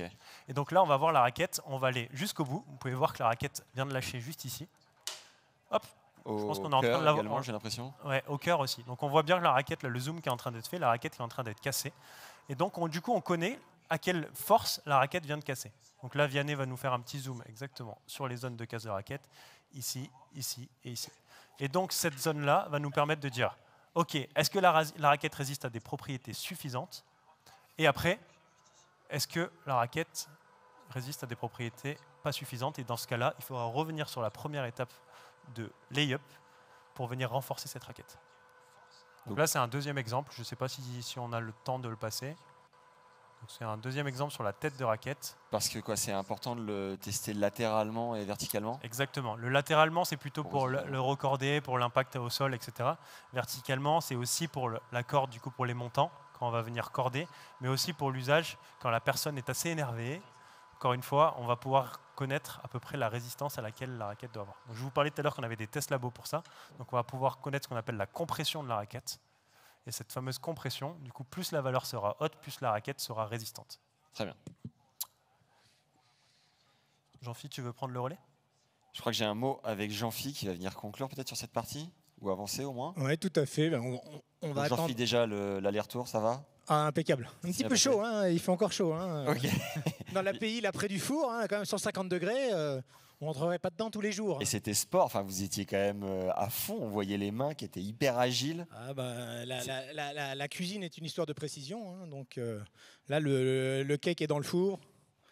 Ouais, j'imagine que les experts dans les usines sont même peut-être 3 fois plus rapides, non? C'est assez différent. Dans les usines, on va avoir des types de machines avec des séries de plateaux chauffants et on peut cuire une cinquantaine, voire 70 raquettes, je dirais en même temps. Avec Nous, je répète, là, l'intérêt pour nous, c'est vraiment de vous montrer l'envers du décor de Decathlon et dont profite Artengo, c'est-à-dire tous ces ateliers de prototypage, que ce soit mécanique, que ce soit composite, production, parce que faire de la conception, ça veut dire qu'on peut tester des prototypes. Et pour tester les prototypes, il faut des machines industrielles. Absolument. Mais on ne fait pas de production. Hein, on fait bien de la conception, du prototypage pour valider nos conceptions avant, ensuite, après, les industrialiser chez nos fournisseurs, producteurs. Magnifique. Voilà. Et ben voilà. Le test est fini. Alors, après tout ça, qu'est-ce qu'on aimerait que vous reteniez de cette présentation un peu technique de la raquette? En effet, un peu dense. Vous êtes des experts, vous êtes des ingénieurs. Mais pour toutes les personnes qui n'y connaissent pas grand-chose, dont je fais partie, où est-ce qu'il faut finalement mettre le focus? Qu'est-ce qu'il faut retenir? J'aurais presque envie de vous dire que finalement, la conception d'une raquette, c'est pas sorcier, hein, pour faire une image à une émission qui m'est chère. Mais en fait, c'est pas ça que je vais vous dire. Je vais vous dire que la conception d'une raquette, c'est bien plus qu'un conte de fées. C'est une histoire de science physique et de process de production. Et je dirais que nous, ce qui nous intéresse, c'est vraiment chercher sans cesse la meilleure des corrélations possibles entre ce domaine technique qui est la répartition de la masse ou de la rigidité au sein de la raquette, comme on a pu vous le montrer ici via ce plan de drapage, et les sensations qui vont être ressenties en usage par le joueur sur le terrain. Si je devais le résumer en une phrase, notre stratégie de conception, nous, Artengo concepteurs, c'est réussir à transformer des caractéristiques techniques mesurables, comme le poids, la masse, l'équilibre, le swing weight, en avantages produits ressentis par le joueur. Voilà. Et pour faire ça, eh ben, je pourrais passer la main à Adrien, chef de produit, étape suivante, avec toi, Max, qui va vous parler de, justement, le test terrain. Parce qu'une fois qu'on a fait cette raquette, il faut encore bien réussir à valider que les sensations qu'on a anticipées, elles sont bien reconnues sur le terrain par les joueurs. Et là, on va revenir à l'expérience avec la French Touch. La French Touch est votre modèle d'observation. Donc Adrien, s'il te plaît, reviens sur scène.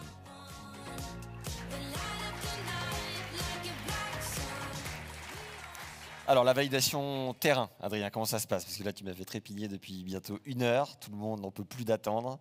Lance-toi, mon gars. Alors, en effet, on a vu que nos ingénieurs ont pu valider la conformité de la raquette avec différents tests laboratoires qui permettent de vérifier que la raquette est suffisamment résistante. Mais finalement, ce qui nous importe, nous, si on revient aussi au début de l'histoire, c'est de se dire, est-ce que le joueur, quand il va tester cette raquette, quand il va jouer avec, il va ressentir ce pourquoi on l'a faite, cette raquette. Cette attente, ce besoin qu'il nous avait exprimé, parce que quand on va lui mettre cette raquette dans les mains, il va nous dire, en effet, cette raquette, elle est un peu plus puissante, elle est plus stable, elle est plus maniable. Et donc, pour ça, nous, en fait, ce qu'on fait, c'est que on met ces prototypes dans les mains des joueurs, de nos testeurs, de nos joueurs partenaires, nos partenaires techniques, nos partenaires professionnels. Combien, des testeurs ou des partenaires techniques? On en a des centaines. On a la chance aujourd'hui d'avoir des partenaires techniques, des co-créateurs via la plateforme Decathlon Co-création. D'accord. Nos clubs partenaires aussi. On a des centaines de clubs partenaires partout en Europe. Et puis on a aussi la chance d'avoir, on en a parlé tout à l'heure, la French Touch Academy avec un grand nombre de joueurs experts qui nous permettent de tester les produits et du coup de vérifier que ce pourquoi on a fait ces raquettes, cette nouvelle raquette, vient bien être vérifié par eux en usage. Et du coup, moi, ce que je te propose, c'est qu'on regarde une vidéo qu'on a faite sur le partenariat avec la French Touch qui montre notamment comment on arrive à faire tester et valider des produits. Alors, la petite différence, c'est que la plupart du temps, quand on fait tester un nouveau produit, on le fait avec une raquette qui est toute noire. D'accord. Pour ne pas que la cosmétique de la raquette influence la perception du joueur. C'est ce qui s'est passé avec Gaël Monfils. Par exemple. Et des fois, on teste d'ailleurs nos nouvelles raquettes en comparaison avec d'autres raquettes, les nôtres ou celles d'autres marques. Et on essaye de le faire justement raquette noire pour pas qu'il y ait un biais cognitif et pas que la cosmétique ou la marque influence la perception du joueur. Et voilà, j'aimerais qu'on revienne sur le partenariat avec la French Touch parce que c'est une belle histoire qu'on a commencé à écrire il y a quelques mois et je vous propose de le voir en vidéo. Oh, c'est beau, c'est bien introduit ça. Allez, vidéo. Recule. Précis avec les bras, c'est les jambes qui volent. C'est là qu'il faut contrôler. Parfait. Allez. Évidemment, le but d'un joueur de tennis ou d'une joueuse de tennis, c'est de devenir joueur professionnel. On a envie d'être, en termes de qualité, une des meilleures académies en Europe. Viens, va chercher les choses. Charles Offray, directeur de la French Touch Academy.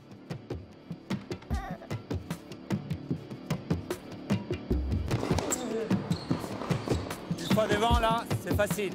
C'est là. Avançant. Très bien. Voilà, voilà. Là, tu m'intéresses. On tient. Séance du jour, petit crossfit, d'accord? Donc c'est un AMRAP sur 40 minutes. Un AMRAP, c'est quoi? C'est le plus de tours possible, d'accord? En 40 minutes. Okay. Allez, on tient. Alors aujourd'hui, ça fait donc 2 ans qu'on a ouvert la French. On a un accompagnement complet des jeunes avec un entraînement intensif, 4 heures d'entraînement par jour, 4 à 5 heures d'entraînement par jour, principalement l'après-midi, ils vont à l'école le matin. Et puis enfin, un suivi en compétition aussi intensif, puisque c'est un des nerfs de la guerre. On suit tous les jeunes qui font partie de l'académie, sont suivis entre 20 et 25 tournois sur l'année. Ce qui est assez unique, puisqu'on est la seule académie à pouvoir proposer un suivi aussi intensif en tournoi. Nous, notre objectif, il est clair. On est ambitieux, on a envie d'être, en termes de qualité, une des meilleures académies en Europe. On se focalise sur le niveau dans la mesure de ce qu'on peut faire. Donc on a des projets au niveau très individualisés. 7 minutes de diago et on garde le même nombre de points, on les additionne, les gars. Pied externe, volé, pied intérieur. Hein, tu appuies, tu portes et tu viens. Ah, voilà, très bien.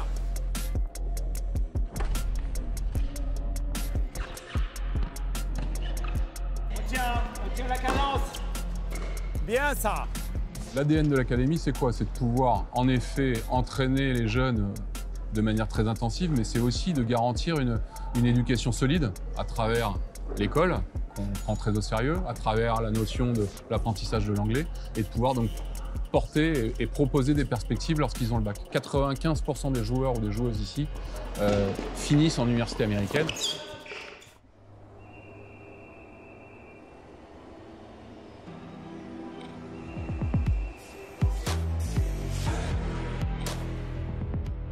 Ça me paraissait important dans le cadre du projet qu'on va monter ensemble. On va avoir besoin, et on a besoin, nous, de beaucoup d'échanges. On veut vraiment avoir la réalité en face sur nos produits. Je me retrouve dans les valeurs de Decathlon, d'Artingo, de travailler dur, de ne pas se prendre la tête, de viser haut, d'être ambitieux, d'être dans le contenu, beaucoup. Je crois que le contenu, ce qui fait la valeur d'un programme, quel qu'il soit, ou d'un produit, c'est avant tout ça. La qualité du programme, la qualité du produit. Moi, quand je vais chez Decathlon, je sais que je vais avoir un bon produit entre les mains. C'est pour ça que j'y vais. Je crois que on est vraiment dans quelque chose qui se complète bien entre les deux marques. Les valeurs communes, le travail, et je crois que chaque entité peut se servir de l'autre pour grandir, à la fois en termes de notoriété, dans le domaine du tennis de compétition.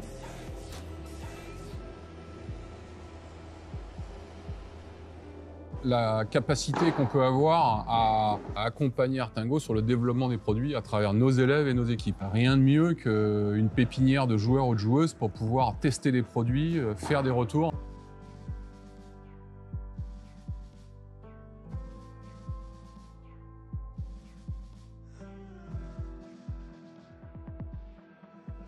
Si le produit n'est pas validé par les joueurs, et là on va se servir d'autant plus de vous et de l'académie pour valider ces produits-là. Posez-leur des questions, soyez ouverts d'esprit et surtout aussi posez-vous des questions par rapport à vos raquettes. Si vous sentez des différences entre les raquettes, ils ont le matériel pour faire tout en temps de mesure.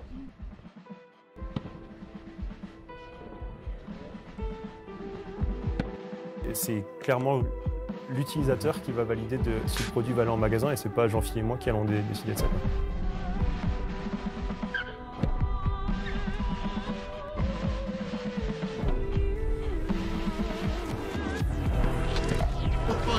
Cherchez pas à mettre des cartouches, c'est pas l'intérêt de l'exercice.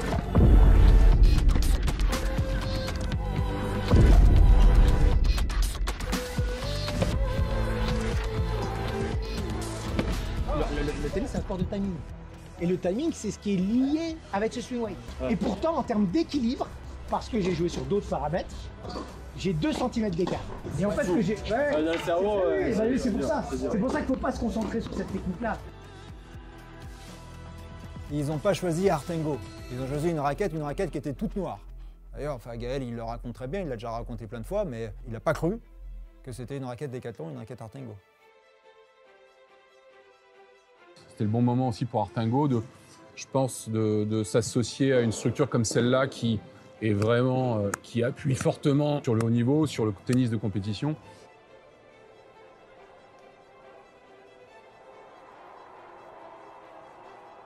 Lorsque tu as quelqu'un comme Gaël qui signe avec Artingo, tout de suite vous changez de dimension et on se dit ok, ça ce sont des raquettes qui sont faites aussi pour les champions, même si évidemment il y a un côté très psychologique. Donc ça a été un détonateur et puis moi j'avais essayé les raquettes déjà il y a 2 ans et demi que je trouvais bonnes, de très bonne qualité. Il se trouve que pas plus tard que ce matin j'ai eu la chance de réessayer toute la gamme. Et encore une fois, je le répète, pour moi, il n'y a aucun doute sur le fait qu'Artingo a et aura de plus en plus des produits d'une grande qualité et qui correspondent aux standards du très haut niveau, il n'y a aucun doute là-dessus. Je suis intimement convaincu que si Decathlon, Artingo décident d'aller vers le haut niveau, ils vont y arriver.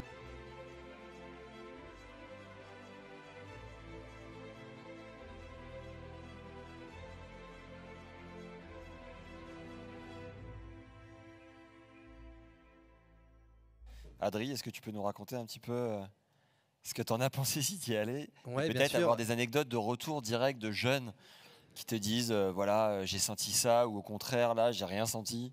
On y était encore il y a 2 semaines pour justement valider des nouveaux prototypes de la future raquette Power que vous aurez en magasin dans quelques mois, quelques années, parce qu'on travaille déjà sur des raquettes à horizon 2025. Ça, c'est incroyable d'ailleurs. Ouais, on est sur des processus qui sont entre 18 et 24 mois. Et voilà, pour valider certains éléments, et ben, on met nos raquettes dans les mains de ces joueurs et on les écoute. On essaye de voir ce qu'ils ressentent. Et voilà, on essaye d'utiliser cet outil qui est vraiment un outil de conception aussi pour nous, d'avoir ces joueurs qui nous donnent leur avis sur ces produits. Et peut-être une petite anecdote, je ne sais pas, quelque chose que tu as ressenti au contact de ces jeunes. Moi, personnellement, tout à l'heure, juste avant, quand tu disais, voilà, quand on fait des tests raquettes, on essaye de répondre à une demande. Quand j'essaye les raquettes, moi, je pense jamais au designer, à l'ingénieur qui se dit, est-ce que le gars, il va penser à la demande de quoi que ce soit? Je me dis, non, je sens la balle, je la sens pas. Et du coup, comme tu le dis, vous êtes déjà en train de bosser sur des raquettes qui vont sortir dans 2 ans.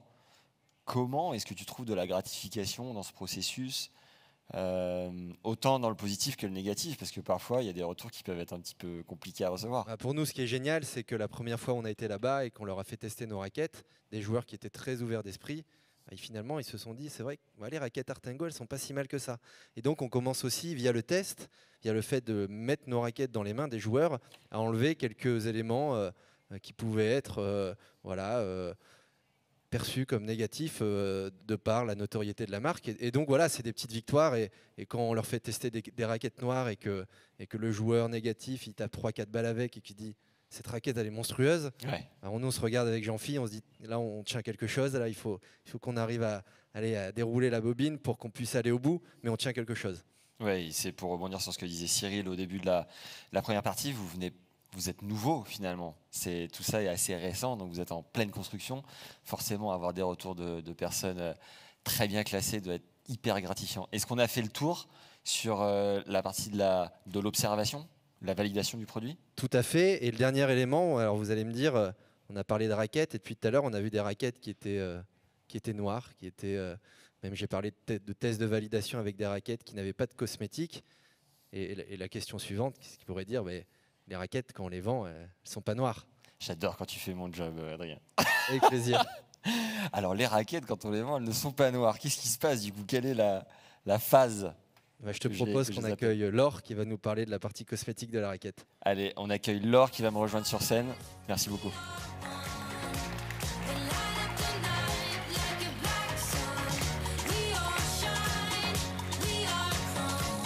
Tiens. Ça va Laure? Salut Max. Ça roule? Oui, ça va. Alors, juste la vidéo juste avant, finalement, on n'aura pas la fin. Donc, on enchaîne avec toi alors. La partie cosmétique, couleur, est-ce que tu peux nous dire comment ça se présente? Comment ça marche? Alors, pour choisir les couleurs, la cosmétique, en fait, avec l'équipe, on a d'abord travaillé sur une direction artistique. La direction artistique, c'est vraiment le territoire d'inspiration d'une marque. Et donc, chez nous, Artengo, on a décidé que la direction artistique, elle serait définie par 2 éléments qui s'appellent terre et air. On va les avoir, ils vont arriver. Les avoir, ils arrivent. Ah voilà, Super, on les a. Donc merci. à gauche, terre. Alors, pourquoi est-ce qu'on a choisi terre et air?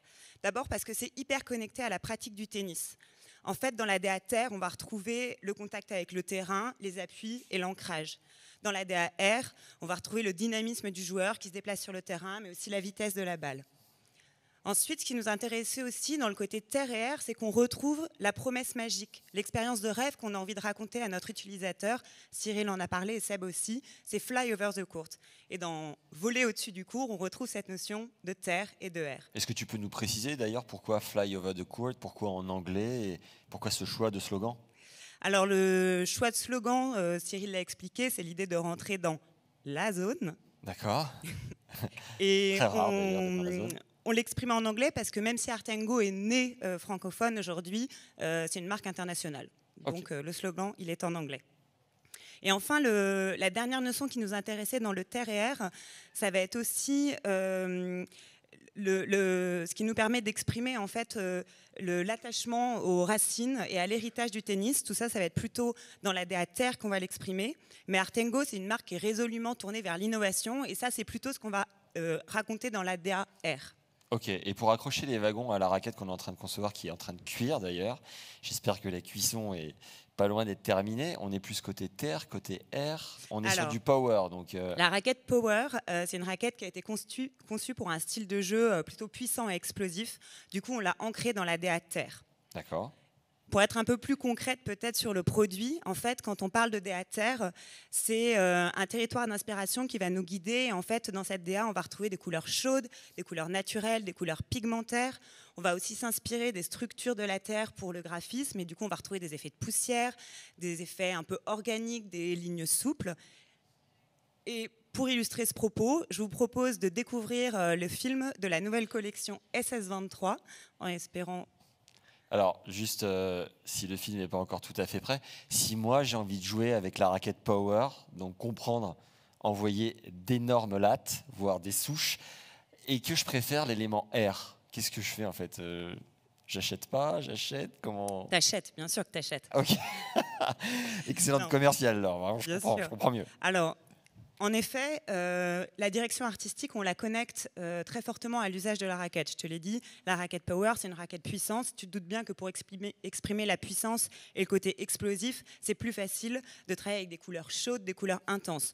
Donc, en effet, il y a peu de chances qu'on mette un jour une peinture bleue sur une raquette qui parle de puissance et d'explosivité. Ça, ce type de couleurs-là, les couleurs beaucoup plus aériennes, lumineuses, où on va parler aussi, on va évoquer l'univers spatial, on le retrouvera sur d'autres typologies de produits. On va plutôt avoir envie de mettre en avant le dynamisme, la légèreté et ce type d'avantages produits. Tu m'as convaincu. Et je crois d'ailleurs que la vidéo est prête. Donc on y va. Je vous laisse découvrir.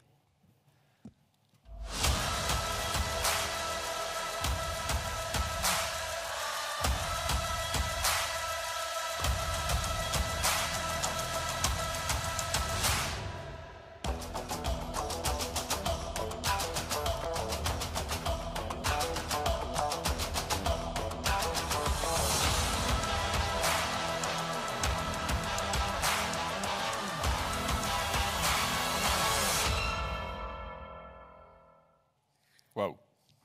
Voilà un exemple concret de ce qu'on fait quand on s'inspire de la Terre. Donc, la direction artistique, c'est un territoire d'inspiration pour le produit, mais aussi pour l'image.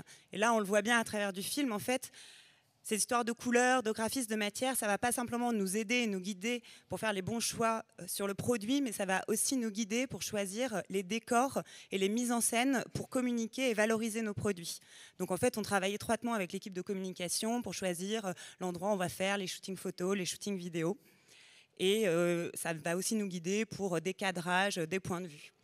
Si je parle un peu plus de la DAR maintenant, donc c'est une direction artistique, on va parler beaucoup plus de dynamisme, de choses légères, fluides, aériennes. On va retrouver des couleurs froides, on va retrouver des histoires de clair-obscur, d'effets changeants. Comme je vous dis, c'est un peu notre direction artistique aussi qui nous tourne vers l'innovation, on sort un peu des codes. Et je vous propose de découvrir le deuxième film, si il est prêt. Si c'est prêt en régie, n'hésitez pas, c'est parti.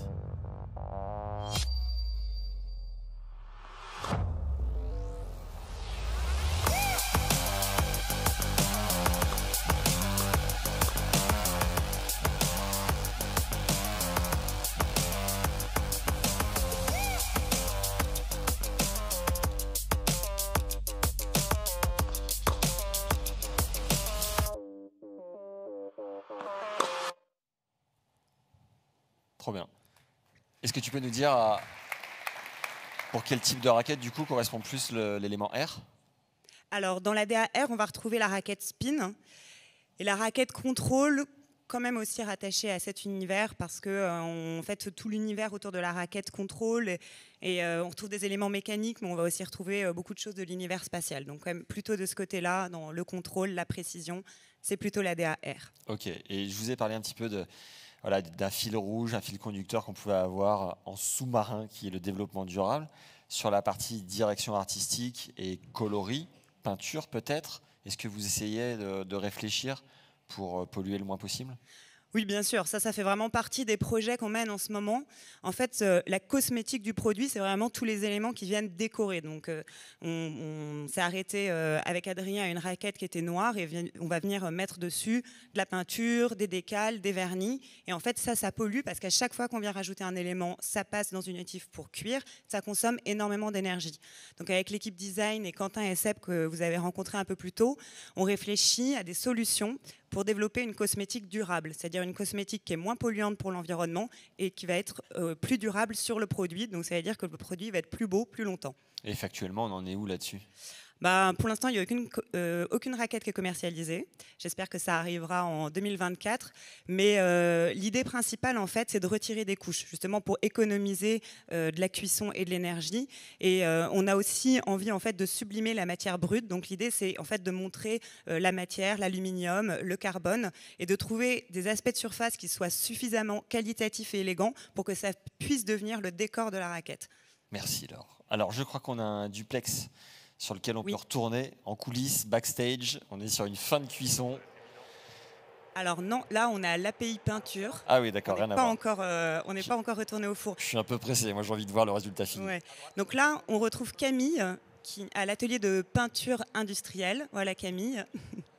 Qui va nous montrer en fait comment est-ce qu'on applique la peinture en conditions industrielles. Donc là, elle a quasi industrielle. Donc elle a son pistolet à peinture et en fait vous voyez qu'il y a une partie de la raquette qui est masquée et elle va venir appliquer la peinture rouge qu'on a choisie pour cette raquette Power.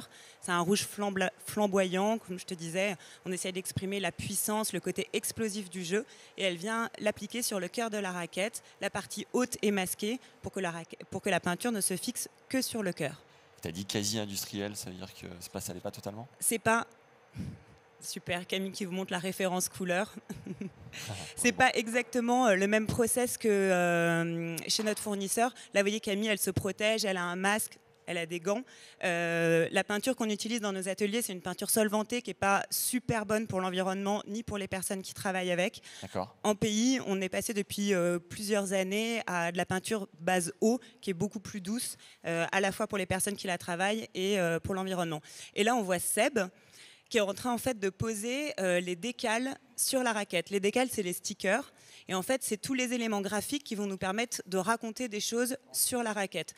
Donc dans les informations super importantes, il y a évidemment le nom de la marque, c'est la signature du produit. Puis après, on va retrouver le nom du produit. Oui. Voilà, vous voyez, c'est ce qu'il est en train de découper. On trempe ça dans des bassines. Ça devient souple et on peut venir ensuite l'appliquer sur le cadre qui est en 3D. Et dans les usines, tout ça est automatisé ou c'est reproduit Non, ça ressemble à peu près à ça. À la main ? Il me semble. D'accord. En tout cas, pour la raquette Power, ça se passe comme ça. Ok. Voilà.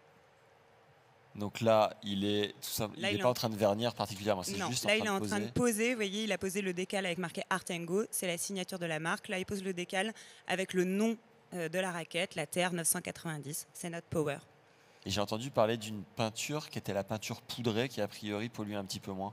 Pourquoi vous ne la mettez pas forcément sur toutes les raquettes ? C'est une bonne question. La peinture poudre, c'est un autre process en fait qui permet de colorer les raquettes, sauf que c'est un process déjà qui ne fonctionne que sur l'aluminium, parce qu'on vient projeter une poudre qui se fixe par magnétisme, et ensuite il faut faire chauffer ça très très très fort pour qu'elle fonde sur le produit, et la fibre carbone ne résiste pas aux températures. Ils sont super. Bravo les gars. Chapeau. Donc on avait une raquette au four tout à l'heure, je crois qu'il est presque temps de la sortir. Je vais peut-être même demander à Paul. Non. Si, je demande à Paul de me rejoindre pour la découvrir. Paul ? Yes. Merci Laure.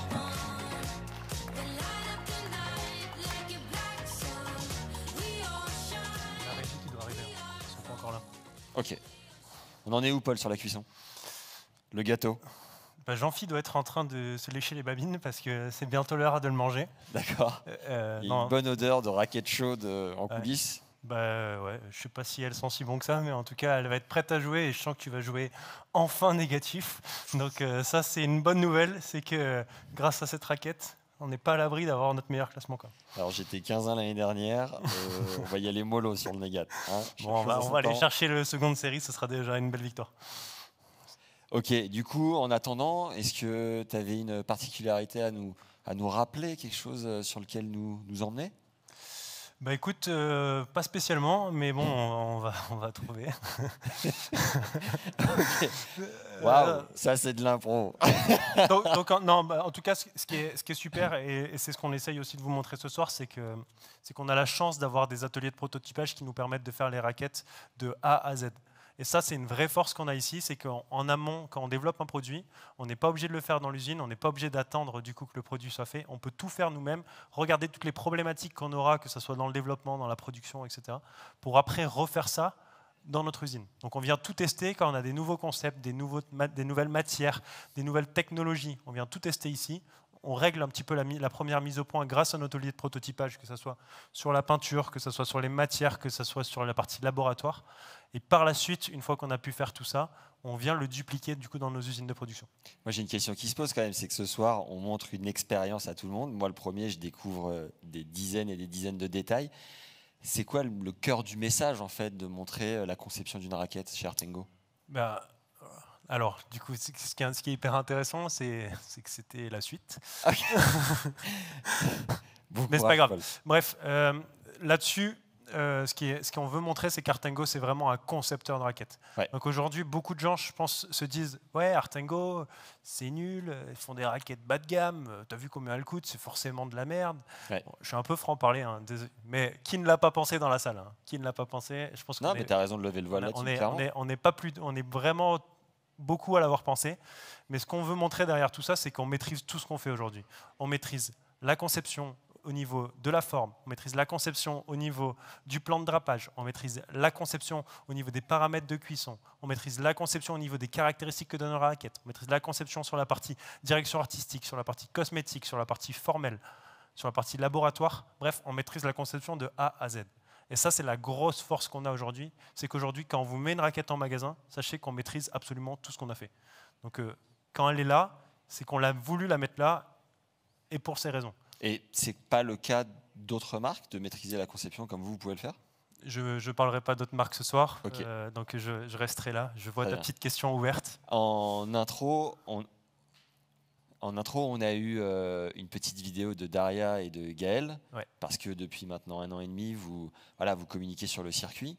Est-ce qu'il y a d'autres joueurs dans les tuyaux que vous allez signer? Est-ce que tu peux nous donner un peu d'insight? Ouais, on a Robin Bertrand, on a plein de partenaires techniques qui sont très bien. J'ai vu Manu qui est dans la salle, il y a Julie Gervais, il y a plein de gens qui sont parmi nous d'ailleurs ce soir. Donc non. Donc le reste est top secret si j'ai bien compris. Vous le saurez bientôt s'il y en a ou pas s'il n'y en a pas. D'accord, très bien. Alors je crois qu'en régie on est bon, donc on peut enfin raccrocher les wagons. Paul, est-ce que tu voulais éventuellement introduire ce qui va se passer? Ouais, Jean-Philippe, j'espère qu'il va nous faire un petit sourire avant la photo. Ouais, yes. Ça marche à chaque fois ça. C'est bon Jean-Philippe, tu peux y aller, tu m'entends pas, mais ça va être très bien. Donc là en fait la cuisson est faite, donc la raquette a été cuite donc à la fameuse température, elle a été refroidie, et donc maintenant on va l'ouvrir. Sachez que là ce qui va se passer c'est vraiment une cascade, hein, parce que si elle ouvre et qu'elle est pourrie, je ne saurais pas quoi dire devant vous. Mais normalement, on maîtrise assez le process pour que la raquette ressemble à quelque chose. Ce qui est hyper intéressant, c'est que la raquette, vous l'avez toujours connue comme ça. La raquette, vous l'avez toujours connue belle, vous l'avez toujours connue sans problématique. Et ben en fait, la réalité du process, il va y avoir plein d'autres choses tout autour qu'on appelle les bavures. Donc c'est de la fameuse résine qui est mélangée à la fibre de carbone qui va déborder. Et donc vous voyez, c'est toutes ces petites traces-là qu'on ne voit pas bien malheureusement, parce que ça bug un petit peu. Donc on voit bien toutes ces traces jaunes-là, sur la tête du cœur, même sur le manche. Et donc c'est cette fameuse résine qui a flué. Mais ça, c'est pas grave, parce que ça fait partie du process de fabrication. C'est des choses qui sont maîtrisées, donc c'est la dispersion, on va dire, du process après la cuisson. Et donc là, ce que Seb et Jean-Philippe vont faire, ils vont démouler, donc enlever ces parties-là qu'on appelle les oreilles. Les oreilles, pourquoi? C'est des parties séparées, parce qu'on a la gorge spécifique pour mettre du coup les joncs où passe le cordage. Donc c'est une pièce rajoutée qui vient être mise dans le moule. Et à partir de là, Jean-Philippe va pouvoir nous faire le plus beau de ses sprints pour nous ramener la raquette et nous la présenter en live. 1 minute 30 de sprint, Jean-Philippe. Donc là, on est bon en fait, le résultat est validé. Bah là, j'ai la chance de vous dire que la raquette est plutôt vraiment pas mal. Quoi. Allez, c'est bon ça. Donc ça, c'est plutôt la première bonne nouvelle. Trop bien. Mais sachez que quand on est là, donc juste pour vous rappeler, la lamination que Jean-Philippe a pris tout à l'heure, la partie cuisson qui est faite, qui est cette fameuse raquette. Donc il y a toutes les autres raquettes, toutes les autres étapes qu'on vous a montrées. Donc il y a la fameuse partie perçage, la fameuse partie préparation pour la cosmétique, la fameuse partie cosmétique, partie assemblage. Donc il y a encore plein d'autres étapes aujourd'hui pour ça. Donc Jean-Philippe en a un peu parlé, il y a plus de 50 personnes qui passent. Il y a quand même plus de 70 étapes entre le moment où on commence à découper les plis de carbone jusqu'au moment où on met la raquette en magasin. Donc ça fait quand même pas mal d'étapes. Donc vous voyez, voilà, on le voit plutôt, on le voyait très bien. On voit bien ici, voilà, on voit plus rien. Décris-nous ce que tu voulais. Ouais, Voilà. Au niveau du cœur, je pense que Jean-Philippe nous entend pas. On voit très bien la partie résine qui a flué. Hop, voyez. La partie ici, vous la voyez. Et ça, c'est vraiment, ça fait partie du process. Et donc, en fait, la raquette, elle est solide, Jean-Philippe. Ouais, bravo. Et elle vient d'où cette résine?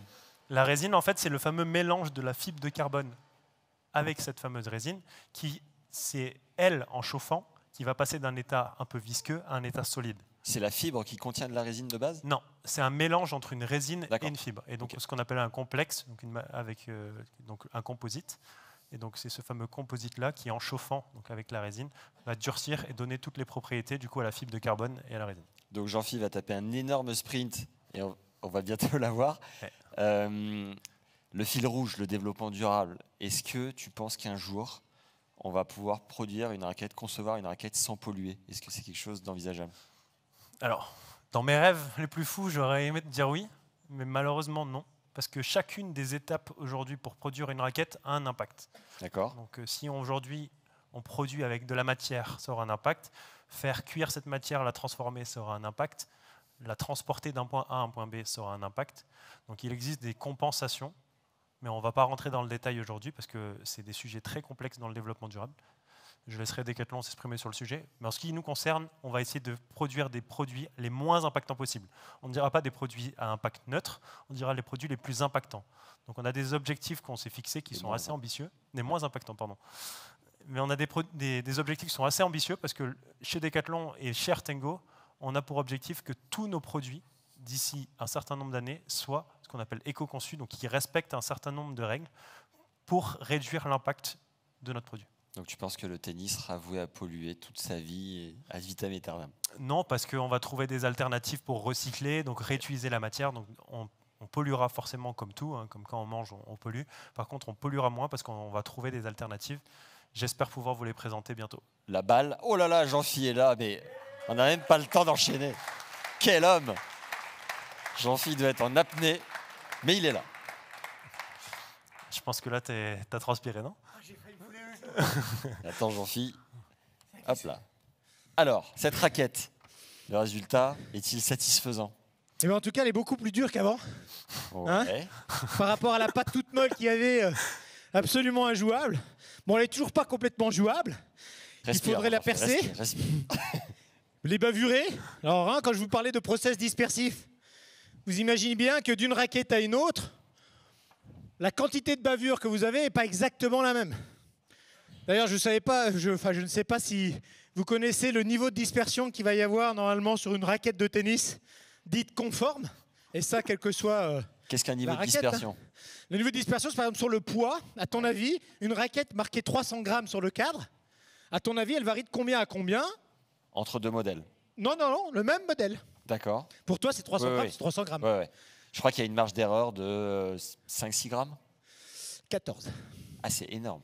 Et quand tu es joueur de tennis, tu te dis, hein, incroyable. Et sur l'équilibre, à ton avis, combien? Aucune idée. 14 mm. Ah ouais. Et donc, ça veut dire que sur le swing weight, tu peux avoir des dispersions qui sont de l'ordre de 20-25 points. D'accord. Et ça, c'est une des choses, c'est un des axes vraiment privilégiés prioritaires qu'on travaille, pour diviser ces dispersions au moins par 2. Aujourd'hui, on a déjà trouvé des solutions pour faire plus ou moins 7 à plus ou moins 4 sur le poids et l'équilibre. Et du coup, de plus ou moins 12 points en swing weight à plus ou moins 9 points. Et on travaille encore pour faire encore mieux. Top. Voilà. Très belle perf en tout cas d'avoir réussi cette raquette ce soir, d'avoir couru aussi vite. Je vois que tu as donné de ta personne. Je transpire facilement. Et je crois que je vais conclure donc cet événement avec Cyril Perrin qui va nous dire ce qu'il faut retenir absolument de cette soirée. Cyril.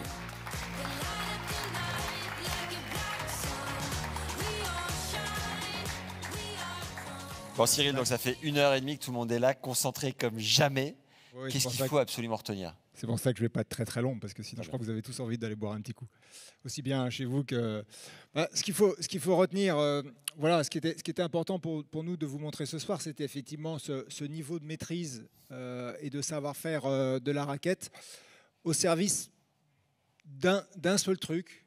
Et c'est ça qu'on a envie que vous reteniez, c'est on essaye au fur et à mesure des itérations, au fur et à mesure des différentes raquettes, et on n'hésite pas effectivement à les faire évoluer aussi, de se rapprocher le plus de vos besoins et de vous permettre effectivement d'avoir la raquette idéale pour vous permettre à la fois de prendre le plus de plaisir sur le court, mais de continuer à progresser. Et le tout, et c'est peut-être ça qui fait aussi notre spécificité, en dehors de la singularité, le tout à un prix le plus accessible possible. Ça, c'est quelque chose qui est très très important pour nous, qui est très important pour Decathlon. Artengo est une marque de Decathlon, et donc on doit porter dans notre ADN cette notion d'accessibilité, et aussi par le prix. Donc accessibilité produit, mais aussi accessibilité pour le prix. C'est pour ça qu'on a toujours voulu, on a parlé de joueurs tout à l'heure, on a parlé un petit peu de marketing, de sponsoring, on essaie de trouver ce juste milieu, parce que la crédibilité du haut niveau, c'est hyper important. Déjà, ça nous a fait énormément progresser. On a plus progressé avec Julie, avec Gaël, avec Daria, que ce qu'on a pu faire les années précédentes, parce que l'exigence du haut niveau nous amène à ce niveau d'excellence sur le produit. Mais tout en restant, et c'est ce juste milieu-là qu'on doit trouver, tout en restant le plus accessible possible, parce que voilà, une raquette, pour nous, ça ne doit pas valoir 300 €. Et ça ne vaut pas 300 €. Donc on va essayer de trouver ce juste milieu-là entre l'accessibilité et pour autant avoir un team de joueurs pros qui jouent avec nos raquettes et qui nous challenge tous les jours pour avoir les meilleurs produits du monde. Trop bien. Merci beaucoup, Cyril. Merci à vous et merci à...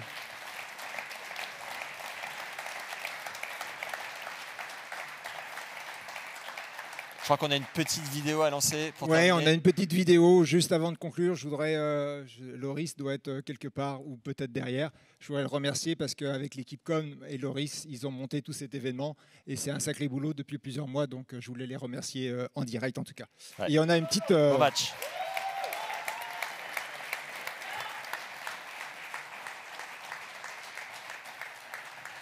Et on a une petite vidéo pour conclure cet événement.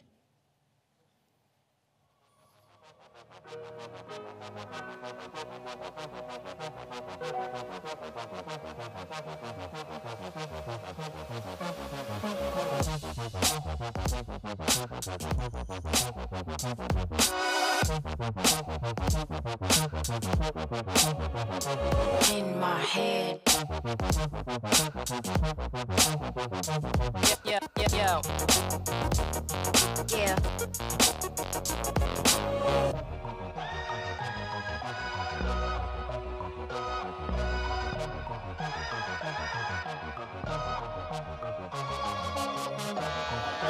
Far away from home, imagination roams. Everybody's wrong. Rewrote the song. Thoughts become action. Tell me what's happening. What's your mind wrapped in? Wrapped around.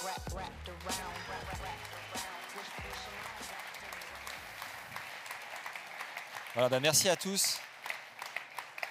Merci à tous d'avoir été là ce soir. C'était un sacré challenge de le présenter. Vous avez un buffet qui vous attend. Ça a été une aventure incroyable. Merci Artengo de m'avoir fait confiance. Et je suis ravi en tout cas d'échanger avec vous là-bas si vous avez des questions. Merci beaucoup.